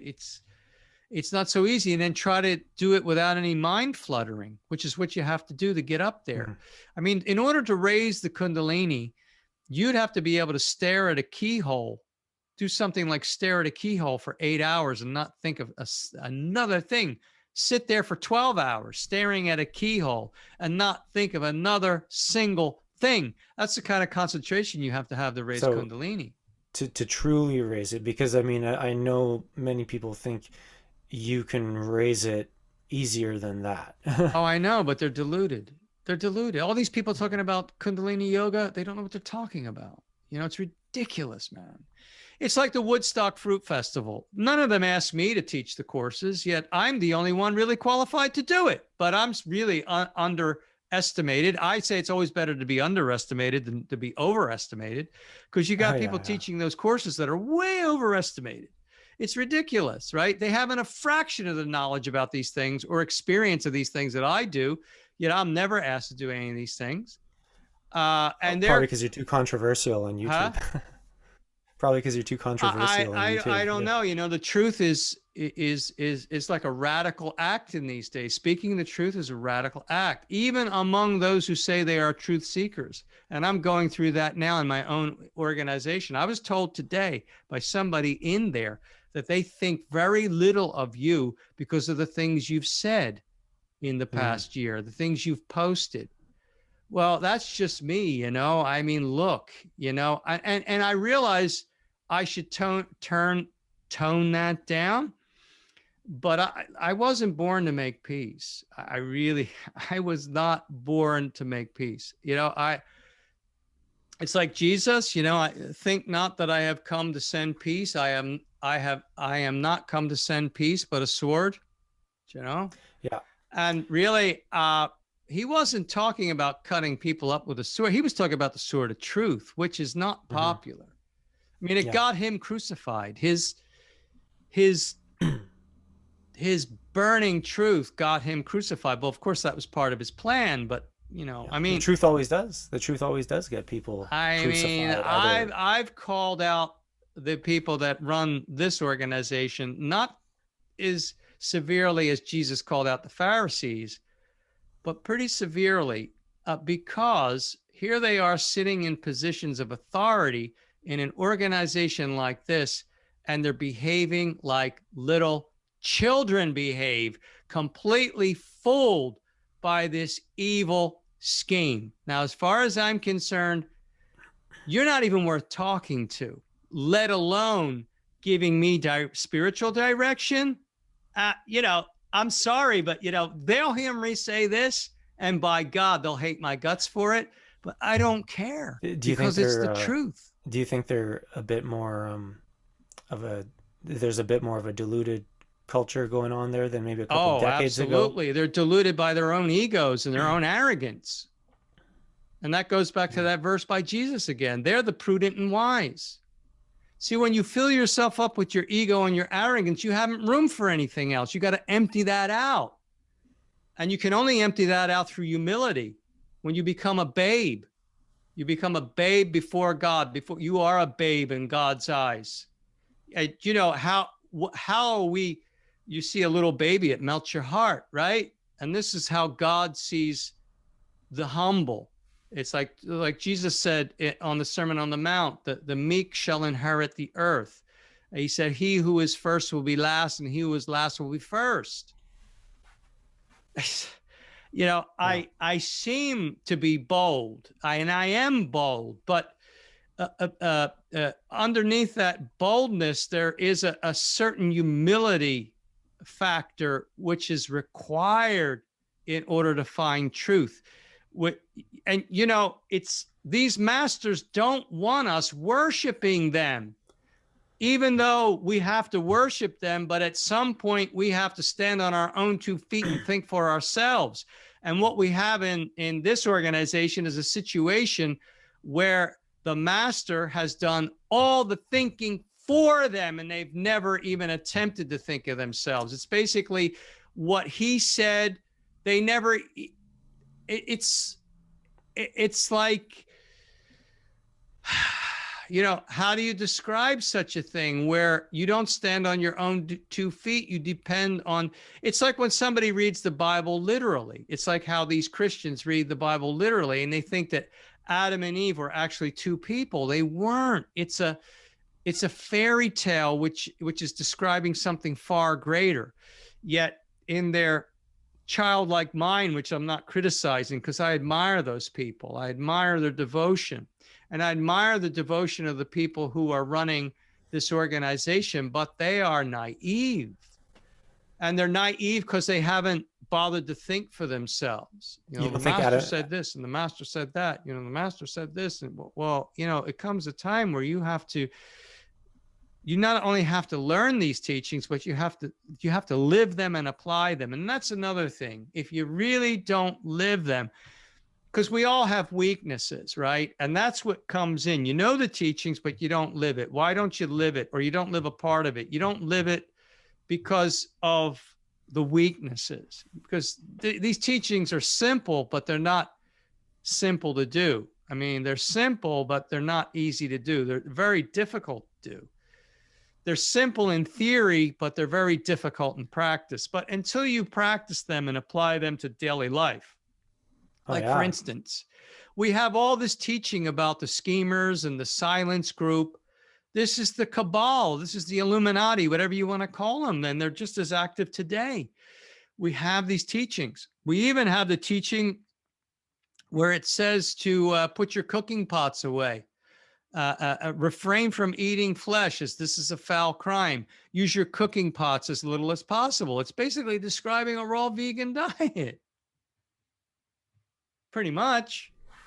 But nobody in the organization even bothers to follow that. It talks about, don't drink coffee, don't drink alcohol, drink water charged in dark blue bottles. Let it sit in the sun. I'm the only one who does this.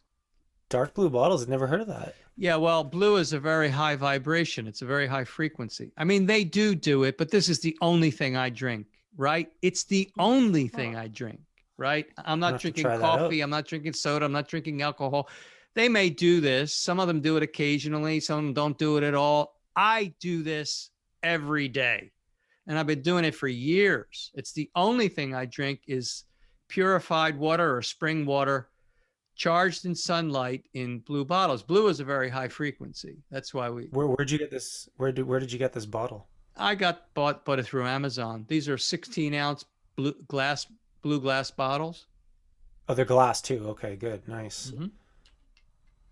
Oh, okay. And you put them in the sun. So not only are you charging it with solar energy, but you're getting the frequency of the blue, which is a high frequency. It's on the high end of the spectrum. Mm-hmm. I might have to get one. I don't want to give Jeff Bezos any money though anymore. So I'll find I know. You can find them other places. I mean, that's another thing too. We got to stand up. I got to get rid of my Amazon account too, because he did step down. I think he was probably pressured to step down because they probably arrested him. That would be terrific, but I hear about a lot, the Pope was arrested or so and so was arrested, and it's like eventually I, like many, would love to see some proof of anything and for something good to happen. Well, there's a lot of things going on. I mean, basically you have You have body doubles, you have actors, you have actors in masks, and you possibly even have clones. You even have CGI. Yeah. I mean, there was a clip of Joe Biden walking past this area, and the wall behind him was the same color as his hair. And Hmm. what happened is the top of his head just disappeared because the Yeah. CGI, you know how a green screen works? It's Oh yeah. basically the same principle. Right here. His hair was the same color as the wall, so the top of his head just disappeared on the CGI. Just like And that it. actually reminds me of when Trump supposedly got COVID and was and and went to wherever he went and got his medications and stuff, not the vaccine. He did a video around that time, and supposedly in the White House. And if you go and look at it, you can see it's clearly some sort of green screen or something because his neck starts moving in very unnatural ways, Yeah, yeah, and yeah, you can see that under his collar occasionally it's like a different yeah, part of it disappears and stuff. yeah, So yeah. I I would really love to know what's going on, who's in control, if it's good or bad, what the storyline is, and where it's going right now, because there's a Well, lot of there's strange a stuff. war. It's a war. Quite honestly, there's a war going on right now, and it's between the forces of good and the forces of evil. And what I'm hearing now is, well, I heard months ago that Trump would keep waiting, and the military would keep waiting to allow more and more people to expose themselves. And the longest wait had to be to let the the corruption in the military to expose itself. I mean, the Congress has, the legislature has already exposed itself. Most of it's corrupt, except for maybe 6 or 7 of them. There's hundreds in there that are absolutely corrupt in the legislature. Uh, the judicial system has exposed itself as being entirely corrupt, most of it. And now the military is exposing its corruption as well. There is about 70% of the flag officers want to remove Biden and put Trump back in, and there are 30% that don't. So that 30% is part of the deep state. It's part of this cabal. It's been compromised that because it's quite plainly obvious that the election was stolen, that Trump won by a massive landslide, a historic, unprecedented landslide.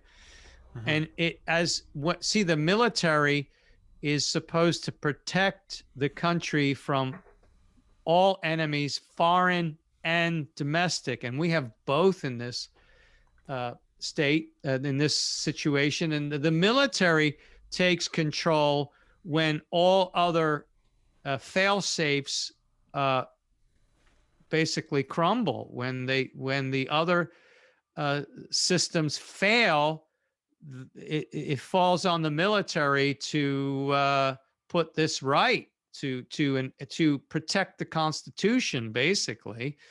And so we've got 30% of the military that wants to leave Biden in there, which is absolutely absurd. It's just incredibly absurd. He's not a president. He's a fake president. And I don't even think that's Joe Biden. I don't know what it is that we're looking at. It could be a bit of both. It's a combination of, well, I don't know if it's a clone. I used to think this cloning thing was crazy, but Yeah, so did I. Yeah, I that I'm seemed like the starting most to think far-fetched that thing. there could be something to it.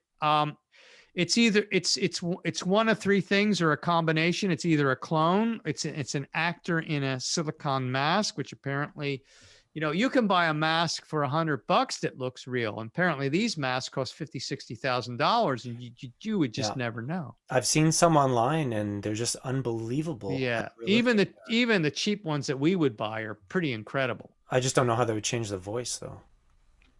Uh, well, um, you know, I don't know, but this Joe Biden does not look like the Joe Biden of 2 years ago. And people say, well, he had a lot of plastic surgery, facelifts and all that. But no, this Joe Biden, it's not even Trump said it's not the same guy. Like he said this like a year ago. It's Yeah. not the same guy. And we're thinking, yeah, it's not the same guy. He's not what he used to be. Like he's got dementia and all, but I think he might have meant it literally. He's not the same guy. Even Hannity said it. Sean Hannity on Fox. Yeah. This is not the same guy. He even showed pictures of Joe Biden from 2 years ago. And the story is that Joe Biden was executed in 2019 for his crimes, because his crimes are, it is the Biden crime family. And you know that Hunter Biden laptop had some really nasty stuff on there. And you know what? It did, but it didn't quite yet anyways live up to the hype that I heard, because honestly, I think what it's gonna take, unfortunately, maybe for many people to really wake up to how evil some of these people are, is the evidence and of the child stuff. Yeah, but the media is suppressing it. The media is suppressing it. The only station that's exposing it is OAN and Newsmax, and even Newsmax succumbed to pressure. Certain people on Newsmax. OAN is the only one who's been exposing the Hunter Biden laptop, but the people who need to watch OAN aren't watching it because they think it's a Trump enabler. They are so brainwashed. It's just incredible.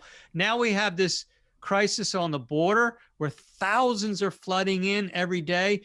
Children without parents are flooding in. This is wide open for child trafficking, satanic pedophilia. These children are going to be used in the worst ways because Biden is a puppet for that satanic cabal who traffics these children. And that's what they want. Who traffics these drugs. And that's what they want. Well, my question is, like, hypothetically, in a wild world where this is true, where Biden was executed 2 years ago or whatever, what would be the point of having a fake one and doing all this? Is it to like put on a show and kind of try to awaken people up slowly to how bad it can get, so that they in turn that could be it. That could be it. Yeah, that could be it, because hopefully. I think yeah, because I mean, they're not even hiding it. I mean, when you look at that video of Joe Biden the first day in office, in the Oval Office, you look at that out that back window, and that is not the view of the Oval Office. Apparently, that was Castle Rock Studio in Culver City. I saw that. And then there is a man that walks across the back of the. It looks like Donald Trump, which is just hilarious. It's almost like they're putting it in our face. And if you look at the real Oval Office, there is a brown box next to the telephones, and it's got a red button on it.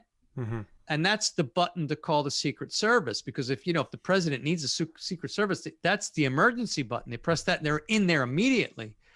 There is no brown box with a red button on that desk with Joe Biden. So that is not the Oval Office. And I mean, they're more or less showing us that.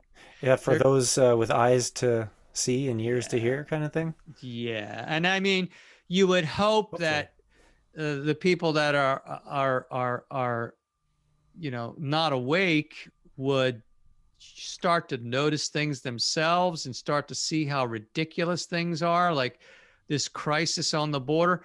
But the media is absolutely just not even talking about it. All they're doing is fear mongering. All they talk about is the coronavirus. You turn on like Lester Holt or just the main stations, all they're talking about is how you got to get the vaccine. And so there's another strain and it's more deadly than the first strain. It's more contagious and we got to get those vaccines. That's all they talk about. They are distracting people with fear. They're fear mongering.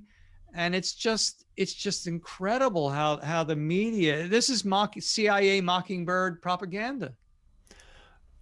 100%.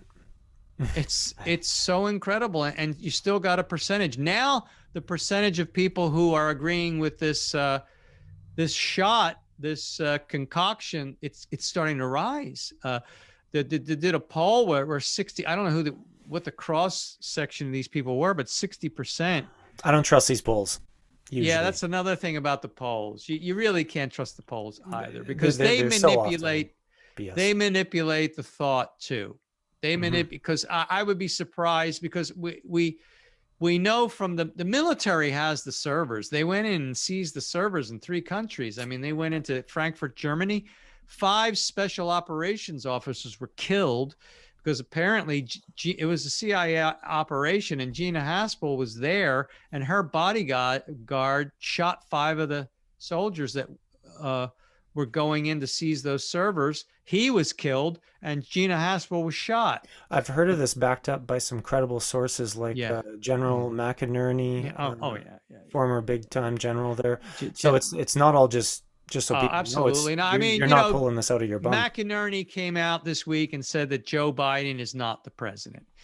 And General Michael Flynn said, you know, he's said more than once that, Trump will be the president. Yeah. I mean, and that's it. My only question is, if they are in control more than people think they are, because nobody thinks Trump and military are really in charge of anything now. If they are, I wonder how long this charade's going to go on for before things change. It's everything is at stake. The entire world is at stake, and they can't make a mistake. Mm-hmm. So, and now you have this disagreement in the military, so that has to be solved.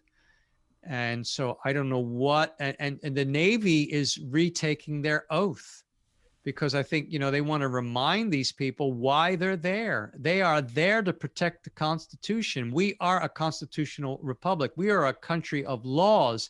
And this country has been attacked by enemies, foreign and domestic. There's at least 7 or 8 countries involved in this election fraud.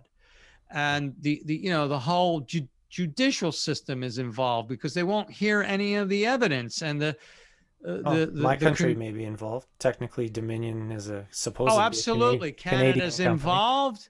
Trudeau is an absolute puppet of the worst kind.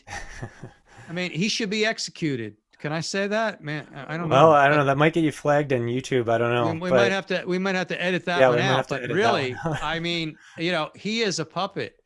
He's a puppet, and obviously, and Dominion comes from Canada, and the Vatican was involved. The Vatican controls the Leonardo satellites. They couldn't figure it. They shut everything down, yet still the data was getting through. They couldn't figure out how this was happening. It was through the Vatican, and the Italian government was involved. France was involved. There were servers in France. Germany was involved. Iran. Who else was involved? I mean, Israel, Venezuela, the UK, China put about $1 billion into these Dominion machines. Mm-hmm. It's just incredible. And then you've got the bought out governors. You got the bought out politicians being bribed and blackmailed. I think it's the same thing in Canada here. As most of the politicians, at least at at the higher levels, are bought and paid for, and I don't believe that our elections were even run legitimately. I don't even think Justin Trudeau won the last election in reality, but he's supposed probably not, but he's their chosen puppet, and he might be blackmailed by pedophilia. I mean, that was what the whole Epstein Island thing was. That was just to blackmail people in high position with pedophilia, lure them in with these young girls, and get it on, video. Mm-hmm. And now you got them. Yeah. Apparently that's Roberts, Justice Roberts. He was on the island. Apparently there was you have one of the top defamation lawyers in the United States claiming these things about Justice Roberts and Mike Pence. And nobody's taking him to court because they know they can't. Because then it leads to there's no way that Lynn Wood is going to defame any of those people, because he's a defamation lawyer of the highest degree. Yeah, he knows the law. And what are they trying to do to him? They're trying to make it like he's off his rocker. They're trying to take his what do you call it? His legal license away, his license to practice law. Oh yeah. It's incredible. At this That's point, what I tell you, in a small way, that's what's happening to me in this organization. They're trying to make me out like I'm some kind of crazy nut job. And most of the people in the organization believe that. and I've been I'm incredible. I've been vilified in this organization that I've basically devoted my life to. It's incredible. It's an and that's what absurd, happens. for what? For The speaking the truth. truth. Yeah, that's what happens to the truth. When it's Yeah. about serious things, that's what always happens to the truth, I think, historically. You Maybe wouldn't not all the expect time, it but in a spiritual organization. But these people are more of, I don't know, they're more well, crafty than they are spiritual, I think. I don't know. I see positions of authority and power corrupt people. They hear me say this, they're going to hate my guts. But hey, take a moment. If you hear this, take a moment and reflect. Think about it now. What what are your motive? What is your motivation? Don't be see if you can't be honest to yourself, you can't be honest to anybody else. And when you allow the ego to delude you, and this is what happens, and then there is dark force interference. You're talking about lower forces of evil, which will attack people in certain positions. They will try to hijack spiritual organizations of importance. And who are they going to hijack? They're going to hijack me? Like I'm the one they're going to target? No, they're going to target people who are running it. Like they well, think I've yeah. been targeted by these dark forces, and that's why I'm saying the things I'm That saying. wouldn't work on you. You're all fruit. Can't work on you. Less likely than if I was eating meat, that's for sure. And they're all eating meat, and they're drinking alcohol too, Well, the other thing is that I think and coffee. there's a lot of fake spirituality out there, Oh, as there has been probably for a long oh, time. But oh yeah. there's a lot of BS, love Oh and light yeah. type stuff going Oh, on, right? absolutely. And this is what I call them, flower children. I call them a bunch of flower children, a bunch of doves, a bunch of hippies. And, it's just all this namaste crap. It's not really sincere. There was one of them, I shouldn't even talk about this. I really don't care, but, because I don't really care what they think about me. One of the flower children, which I disagree with, which is she's kind of shunned me in a way. She's doing something with the teachings, and I attended her Zoom thing online for the first time 2 weeks ago, and so then I got her little Zoom promotion thing, and it had a donation button. Oh, donate a couple dollars. It helps us this, that, and the other thing. So for me, a couple dollars, I want to really support her. So I donated $33, because it's a significant number. It's the Christ Oh, vibration. And I thought, that means you're a Freemason, Mark. yeah, I know. Well, it can be used either way. And they just like the Nazis, right? I mean, the swastika is a holy symbol. What did they do? They inverted it. Mm-hmm. The cross is a holy symbol. What do the Satanists do? They invert it, the inverted cross. Mm-hmm. So, Well, this is what the media is doing. The media is inverting reality and inverting truth. this evil is an inversion. It's an inversion of good, and it's an inversion of truth. It's like up is down, left is right, good is evil, truth is lies, lies is truth. I mean, that's basically what they've turned the whole thing on its head. Yeah. So Well, it's I like, donated this money to her, and then I got this strange feeling like, wait a minute, I'm not donating this money to an organization. Actually, I'm giving it to her. And I just got this feeling that she got freaked out about it, like almost like I shouldn't even speculate like this, but bottom line is she didn't even recognize it. And I thought, well, it's a different email account. Maybe she didn't check that email, and that still could be the case. But now we're talking about like 2 weeks or no, a week has passed, and she hasn't even like said, "Hey, Mark, oh wow, I appreciate that." Not that I do it for praise or any recognition. It's just that it was kind of weird, and she's totally into this whole mask wearing thing, and she's deleted comments I've made because I tried to, shake people a little bit, like, like, oh, I'm going out to get sun and you're wearing a freaking mask. And I said, well, breath is in some ways even more important than sun. I mean, you could sit in a dark room for weeks. It wouldn't be good for you, but you couldn't not breathe for weeks. So you could say that, breath is even more vital than sun. As important as sun is, without breath, you're dead in what, 5-6 minutes? You could easily stay in a dark room for 10 minutes, 3 hours, 10 hours, 3 weeks. So, I see this hypocrisy and this, quite frankly, idiocy.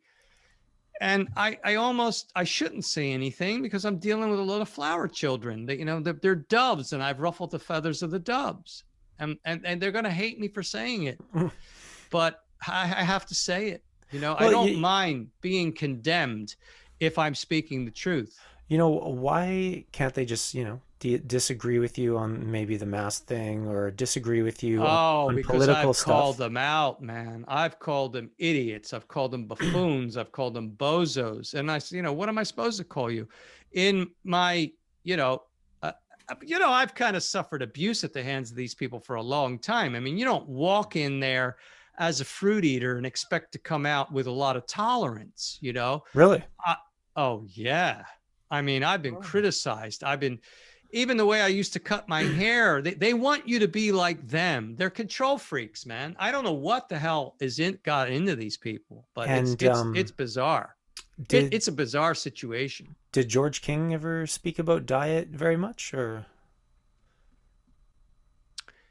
Well, he did and he didn't. All I could say is the being that spoke through him, the Master Aetherius, the being that goes under the pseudonym of Master Aetherius, on June 4th, 1955, another one in Caxton Hall, he said that refrain from eating flesh, as this is a foul crime. Use your cooking pots as little as possible. So that as far as I'm concerned, and that same being also said, an infant would never drink strong coffee or alcohol. He said we should be drinking water. And he gave this drinking practice, which is to charge the water in sunlight in blue bottles. And I asked them, why blue bottles? And none of them could answer me. Well, it's an obvious thing. It's the color. It's the frequency. It's a high frequency. That's why. So would indigo or violet be even better? Well, it would be a higher frequency, but it's almost like you said, more is not necessarily better. Okay. Higher is not necessarily better. I mean, strictly speaking, it is better, but for whatever reason, blue is probably more practical, where if you get into violet, it might get a little bit too lofty. You know what I'm saying? Yeah, okay. Those colors of violet are so high, it's almost like, I think we can operate on this physical plane a little bit better, not quite going that high yet. You know what I'm saying? Yeah, okay. So, I mean, this was given by an evolved master. We believe to be the Master Aetherius to be very evolved. And I just listened to a lecture by George King on color. I listened to it last week, and he talks about all of this. And violet, is the highest frequency in the visible spectrum, but I think for whatever reason, blue is probably better for these applications. For whatever reason, I think maybe I get a feeling that violet might just be a little bit too high for just everyday practical use. Okay. Yeah, but we do use the violet flame, that's a different thing. That's a visualization. I really don't know exactly why violet. I would have to really contemplate on this. I mean, I don't know why blue was chosen over violet, although I know that blue is a high vibration. If you get into color therapy, you probably can come up with the answer. But color therapy is pretty interesting. Color, I find that very interesting, how supposedly wearing certain colors, or just being around certain colors, or looking at certain colors for a certain amount of time, or colored light, for example, can absolutely be very powerful, supposedly. I haven't done it, but it's interesting. Oh yeah, no doubt. Light and color and vibration, I guess those could be the future of medicine, if you want to call it that. Oh, absolutely. There's no question that that's coming. And gold and silver too. gold and silver, no doubt. Oh yeah. They're not really. They're really. I mean, we use them for money, but they really are priceless. I mean, you really can't put a price on it because the moon is the moon metal, the female negative, not negative in in a negative in a magnetic sense. Yeah. It's the negative pole, and the sun is the positive male sun metal. And so, you get something like this. I mean, this is, to me, this is the most beautiful thing. This What is is that? just it's silver. Oh, okay. It's like a little. And Is there a and for design on it though? yeah, it's got a little design. It's a silver bar, and for Oh me, wow. that is that's a magical thing for me. I mean, I don't. I have some silver. I don't have much silver, but silver is a metal that I've always had an affinity with, Yeah. and Oh, people in general, for whatever reason, obviously the relationship between people and certain types of rocks, gemstones, crystals goes back a long, long time. yeah. Our affinity for them, and I suspect there might be a reason for that, even if we don't know exactly what that is Well, or how that it's works. because it's a certain energy that we need. The silver is cooling, and gold is warming. Hmm. I've always had a personality that was better to be cooled, and which is why I was always attracted to silver. And to me, to hold this in my hand and just even to look at it gives me such joy. Hmm. It's a female energy, and there was something missing in this house too. After my mother died, there's a balance that was gone, Mm. and her feminine presence was very important here to balance this family, and now it's gone. And so I decided to put some silver in here, and not just for that reason, but I thought, it might help because it's just me and my father, Hmm. and there's not a balance. We should have a woman in here. Like if I had like a wife or something, it would probably be more balanced. So, now I got silver instead. So I feel It's like, about this guy here. I've always been attracted to this colors in the background and the amethyst, yeah, which I mean, I've got this too. These are crystals, looks more purple in person actually than it does on camera right now for whatever reason. Really? Oh, amethyst. This is a purple crystal. Oh, I forget the name of this one. It looks like Uh, amethyst, but I could be it's not wrong. amethyst. No? It's amethyst and something else. Oh, it It's looks pretty dark. Yeah, like it's thick with purple. Well, it depends on the light, Yeah, if I yeah. shine the light on it. But yeah, it is pretty dark. I've got other ones too. This is rose quartz. Oh yeah. These are my mother's. I used to give these to her for gifts. And th- this one's kind of special to me because when we had her in the last 2 months, she'd clench her fists toward the end.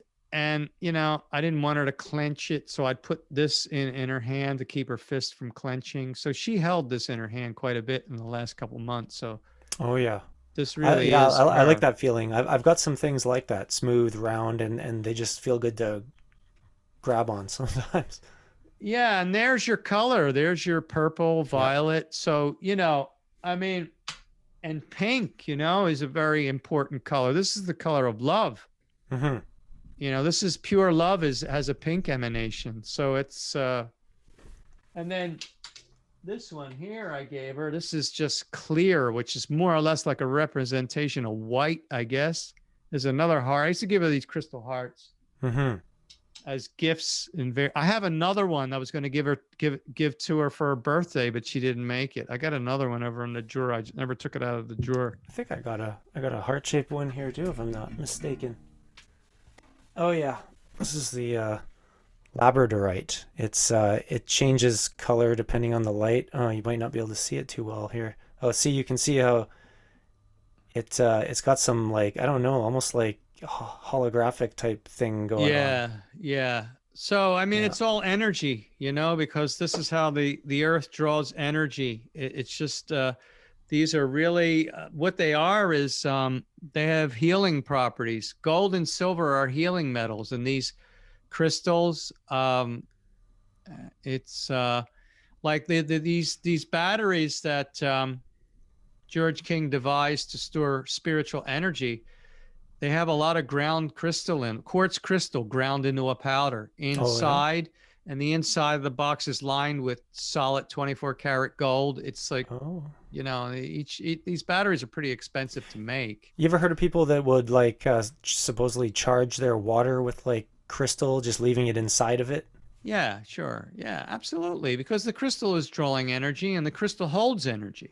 I've never tried that. I was kind of like, oh, I don't know. I wonder if the crystal can leak some stuff into the water I shouldn't be drinking or something. I don't know. I mean, for me, sunlight Yeah. is probably the best thing.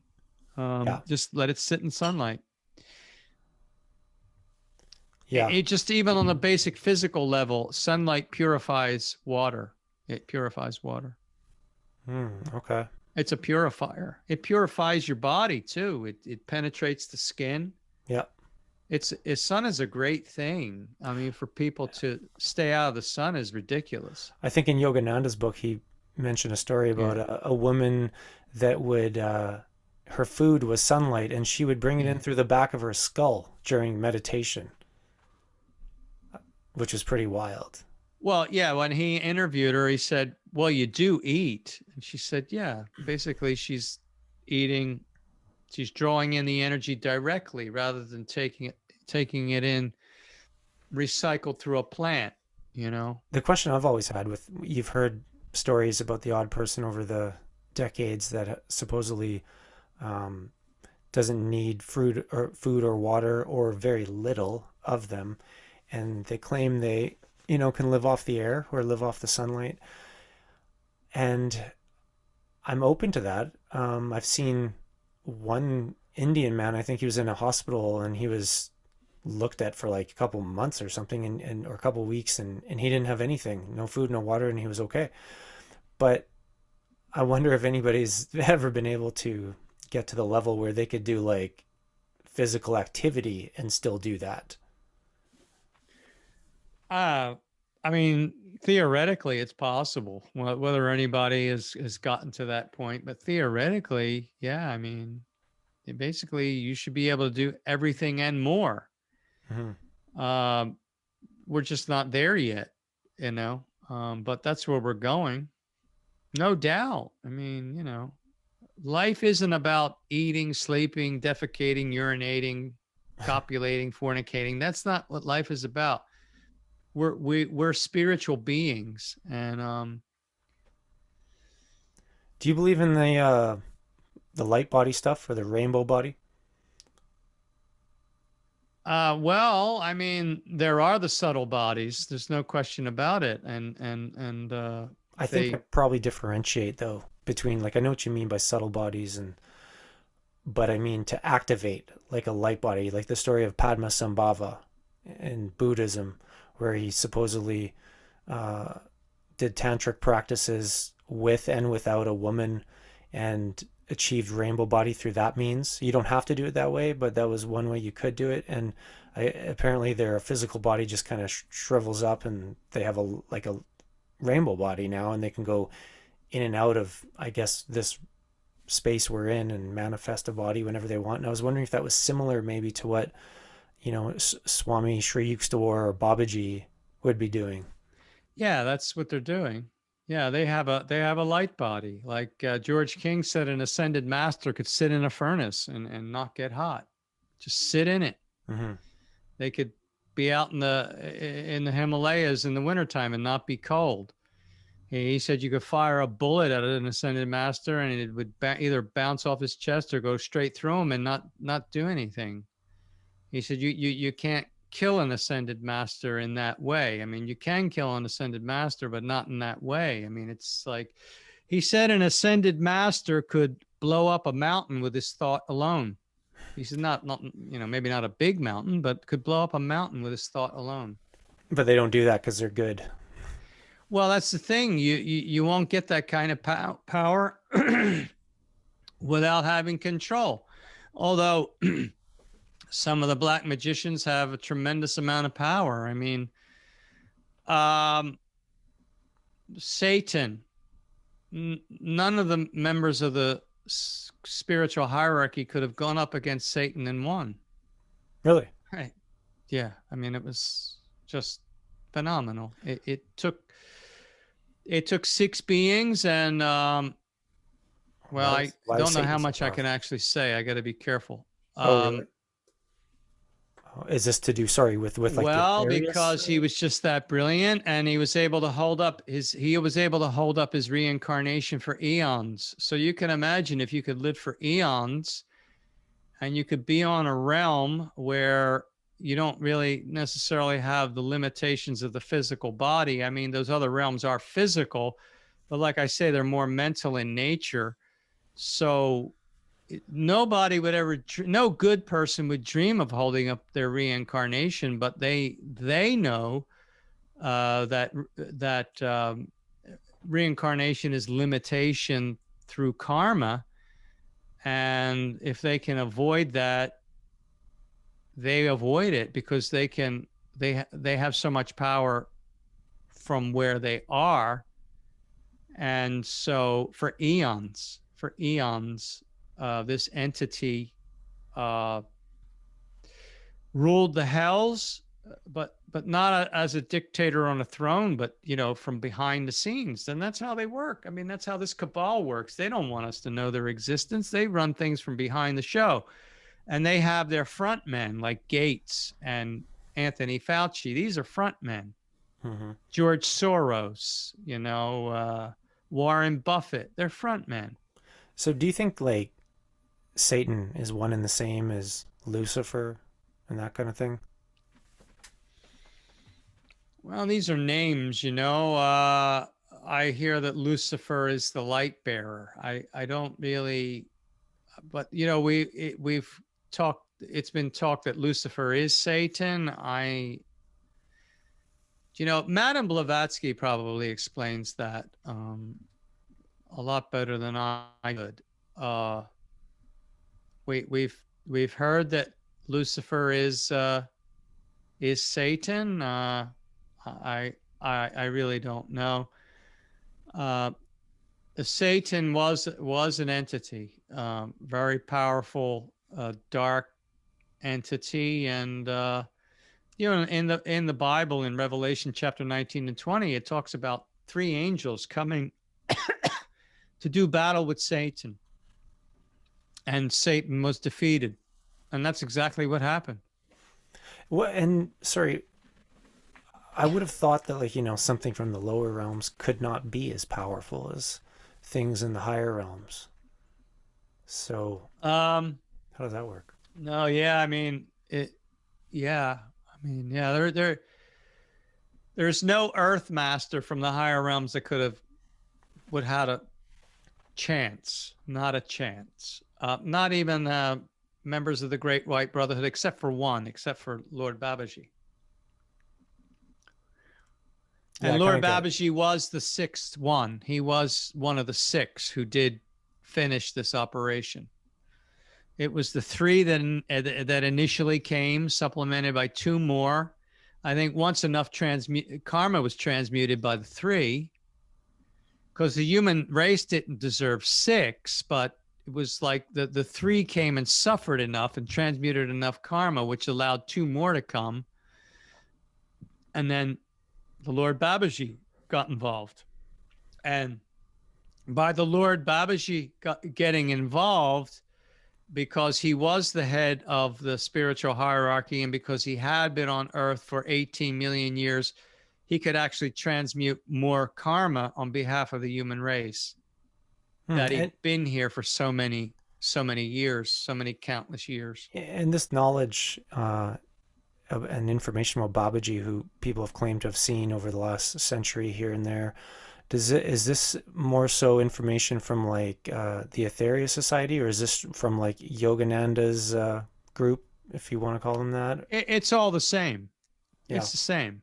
Yeah, it's the same. I mean, the things that uh, Yogananda says about Babaji, chapter 33, and the autobiography of a yogi is called the Yogi Christ, which is a chapter devoted to Babaji, Mm-hmm. Lord Babaji.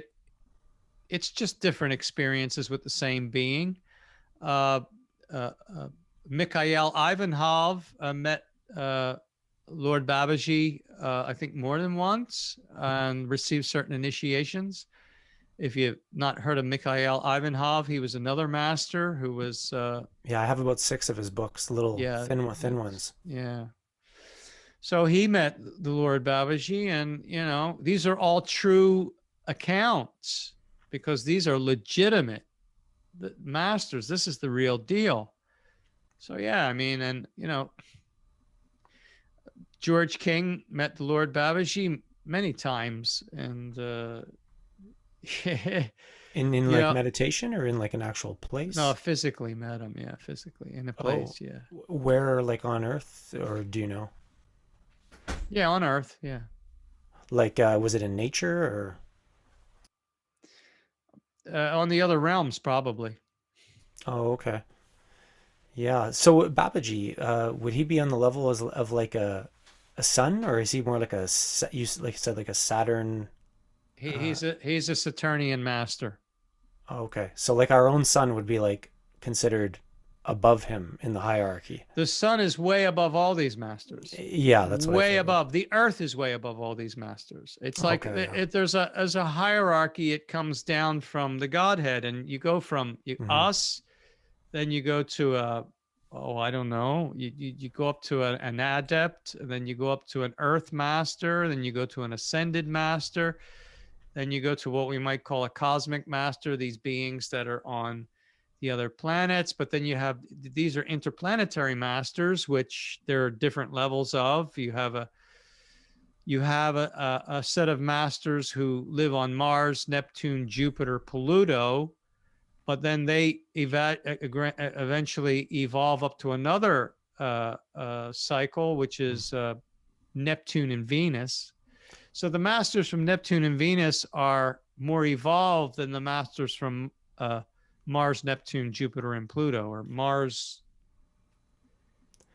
Uh, yeah, so there's different levels, and then Yeah. after millions of years of that, then they evolve to the Saturnian level, and there's basically primary Saturnian lords and secondary Saturnian lords and primary Saturnian lords, and they have it's a different gamut of evolution between those, and then you have the solar lords, and then actually above the solar lords are actually planets, and above the planets are suns or Hmm. stars, and so it's a hierarchy, and these are beings. Do you think there are certain places on our planet, plane, whatever, according to who you are, um, where these like ascended masters, for example, like Babaji or Saint Germaine, would appear or communicate with people? Because you hear stories. A lot of people, for example, claim that they've had encounters like these at like Mount Shasta, that in Northern California. Yeah, some of them are legitimate. Some of them could be legitimate, but if you have met Babaji, it's because you've done a tremendous amount of work, not only in this life but in past lives. You'd have to be pretty up there for Babaji to, you know, if you meet the Lord Babaji, you've done your work, not just in this life, but probably for dozens of lives. And so, but Babaji does, for instance, you've got Babaji met uh, Yogananda met the Lord Babaji, and many ordinary people met Yogananda. So there's like it's a by proxy. You know what I mean? Basically, Yogananda carried the teachings of Lord Babaji to the West. So you just got ordinary people Mhm. and maybe not so ordinary people, but they met Yogananda, and it's basically uh, through Yogananda, these people get the teachings of the Lord Babaji, but they wouldn't get it directly from Lord Babaji. They're not. No. There's a story if you remember, there's a story in Autobiography of a Yogi where this aspirant traveled through the Himalayas for years looking for the Lord Babaji, and finally he climbed up this cliff, which they couldn't even believe that he climbed it, and it was an impossible cliff, but he climbed it, and there was Babaji sitting around the fire with his disciples, and he says, Babaji, I finally found you. He said, make me your disciple. And Lord Babaji said, you're not ready to be my disciple. He said, if you don't take me as for your disciple, I'll jump from this cliff. So Babaji said, jump then. Oh, yeah. So he jumped. And then so the Lord Babaji ordered his disciples to go down and pick up his broken body. I think they brought an arm back because the body was just so broken up. And Lord Babaji brought him back. Oh, yeah. And he said, now you could be my disciple. He said, if you had hesitated for a moment, I couldn't make you my disciple. Because you didn't hesitate, I could make you my disciple. It's that precarious when you get to that level. I don't know if I could have done. Could you imagine that leap if you just jump, and he just jumped, and if he would have waited, like thought about it for a moment, forget it, jump. Well, forget it. There's nothing I could do for you. But because he had that kind of faith, you see. You think that's metaphorical or a literal story? No, that's a literal story. I know it is. It would be nothing for Babaji. I mean, when you talk about Lahiri Mahasaya, basically that was his last life, but he had a desire. Basically, to get to that level, you have to satisfy and overcome all your desires, basically. So he had this desire palace to be in a golden palace. So Babaji just thought it into being on this physical plane. Mm-hmm. Thought the whole thing into being. So Lahiri Mahasaya had that final experience. He finally satisfied that, I don't know, that curiosity, that experience, and then he was done with it. So that was his last attachment. Yeah. And then that was it. And that was it. He ascended. He's an ascended master now. He broke away from the wheel of death and rebirth. So these are really incredible things. And, Lahiri Mahasaya's wife gave him a hard time. Oh, you're always in meditation. You got children, because he was a householder. His job was to show that you could do this with a family. You could be in the world, yet still have spiritual attainment. And so she would give him a hard time. You got duties to your family, and you're always up in there in that room meditating. So one time she went in the room to give him like a load of, give him a load of hell for not, give him heck for not taking care of the family. And there he was in the lotus, levitated in the middle of the room, and the whole room was filled with light. And after that, she never said another thing to him. Oh, yeah. I was like, whoa, okay. This is beyond what I actually thought. Yeah. All right. Well, it's unbelievable how fast the time has gone by here. I know. And I know. I definitely really appreciate all the hours you've sat here and spoken to me too. I guess I may as well wrap it up because there's still probably a couple more things I should do today. But yeah, I mean that we've got a lot recorded here. I mean, yeah, maybe make a few videos out of this one. I mean, I was gonna say you have a lot of we'll have a lot of footage. I wanted to upload everything in the raw. I might do it in a couple parts, I guess. Right. But anyways, for people who want to find you, Tassi TV on YouTube, am I right? Yeah, it's Tassi TV, but it's Mark Tassi. That's what I thought. Yeah, it's Mark Tassi on YouTube, Tassi TV on Facebook, Mark Tassi on Instagram. I've started BitChute and Rumble too, just because of the way YouTube is. They take my videos down. Yep.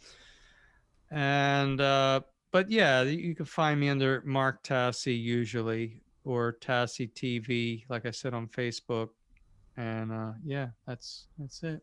Sounds good. Yeah, I'm going to be putting this on Rumble and BitChute as well, because you never know what's going to happen with YouTube, I guess. Yeah.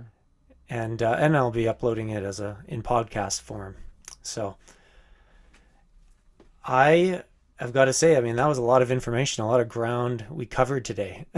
That's a tremendous amount, and I think it's like, we're on the same page. We never Yeah. met before, yet it's like I've known you for my whole life, seriously. Yeah, And yeah. that is just it's a kinship that we have with people of like mind, and it just goes to show how powerful our unity is. That even though we've never met, that we can have a conversation like this, and it's just like hmm it's Just like I spoke, just spoken briefly on Facebook here and there. yeah, and it's just like we've always known each other because probably we maybe have It's some history, possible. whatever it is. There's a certain vibration there, and we're on the same page with it. Thank God Indeed. for that, Yeah. because I mean we're really up against it, and we need to come together. Yeah, indeed. All right. Well, you know what? I saw all of a sudden it was 6:20 my time, and I thought, oh man, I hope Mark's not been trying to get off here for a No, while. I haven't been trying to get off. We could really talk even hours more, but I Yeah, think it's enough. I, I, We I we lost track of time. we've done enough. We've done quite a bit. Yeah, a good amount of work. Okay. Yeah. All right. Well, thank you very much. I will stop recording here now. And Okay. for anyone listening, please subscribe.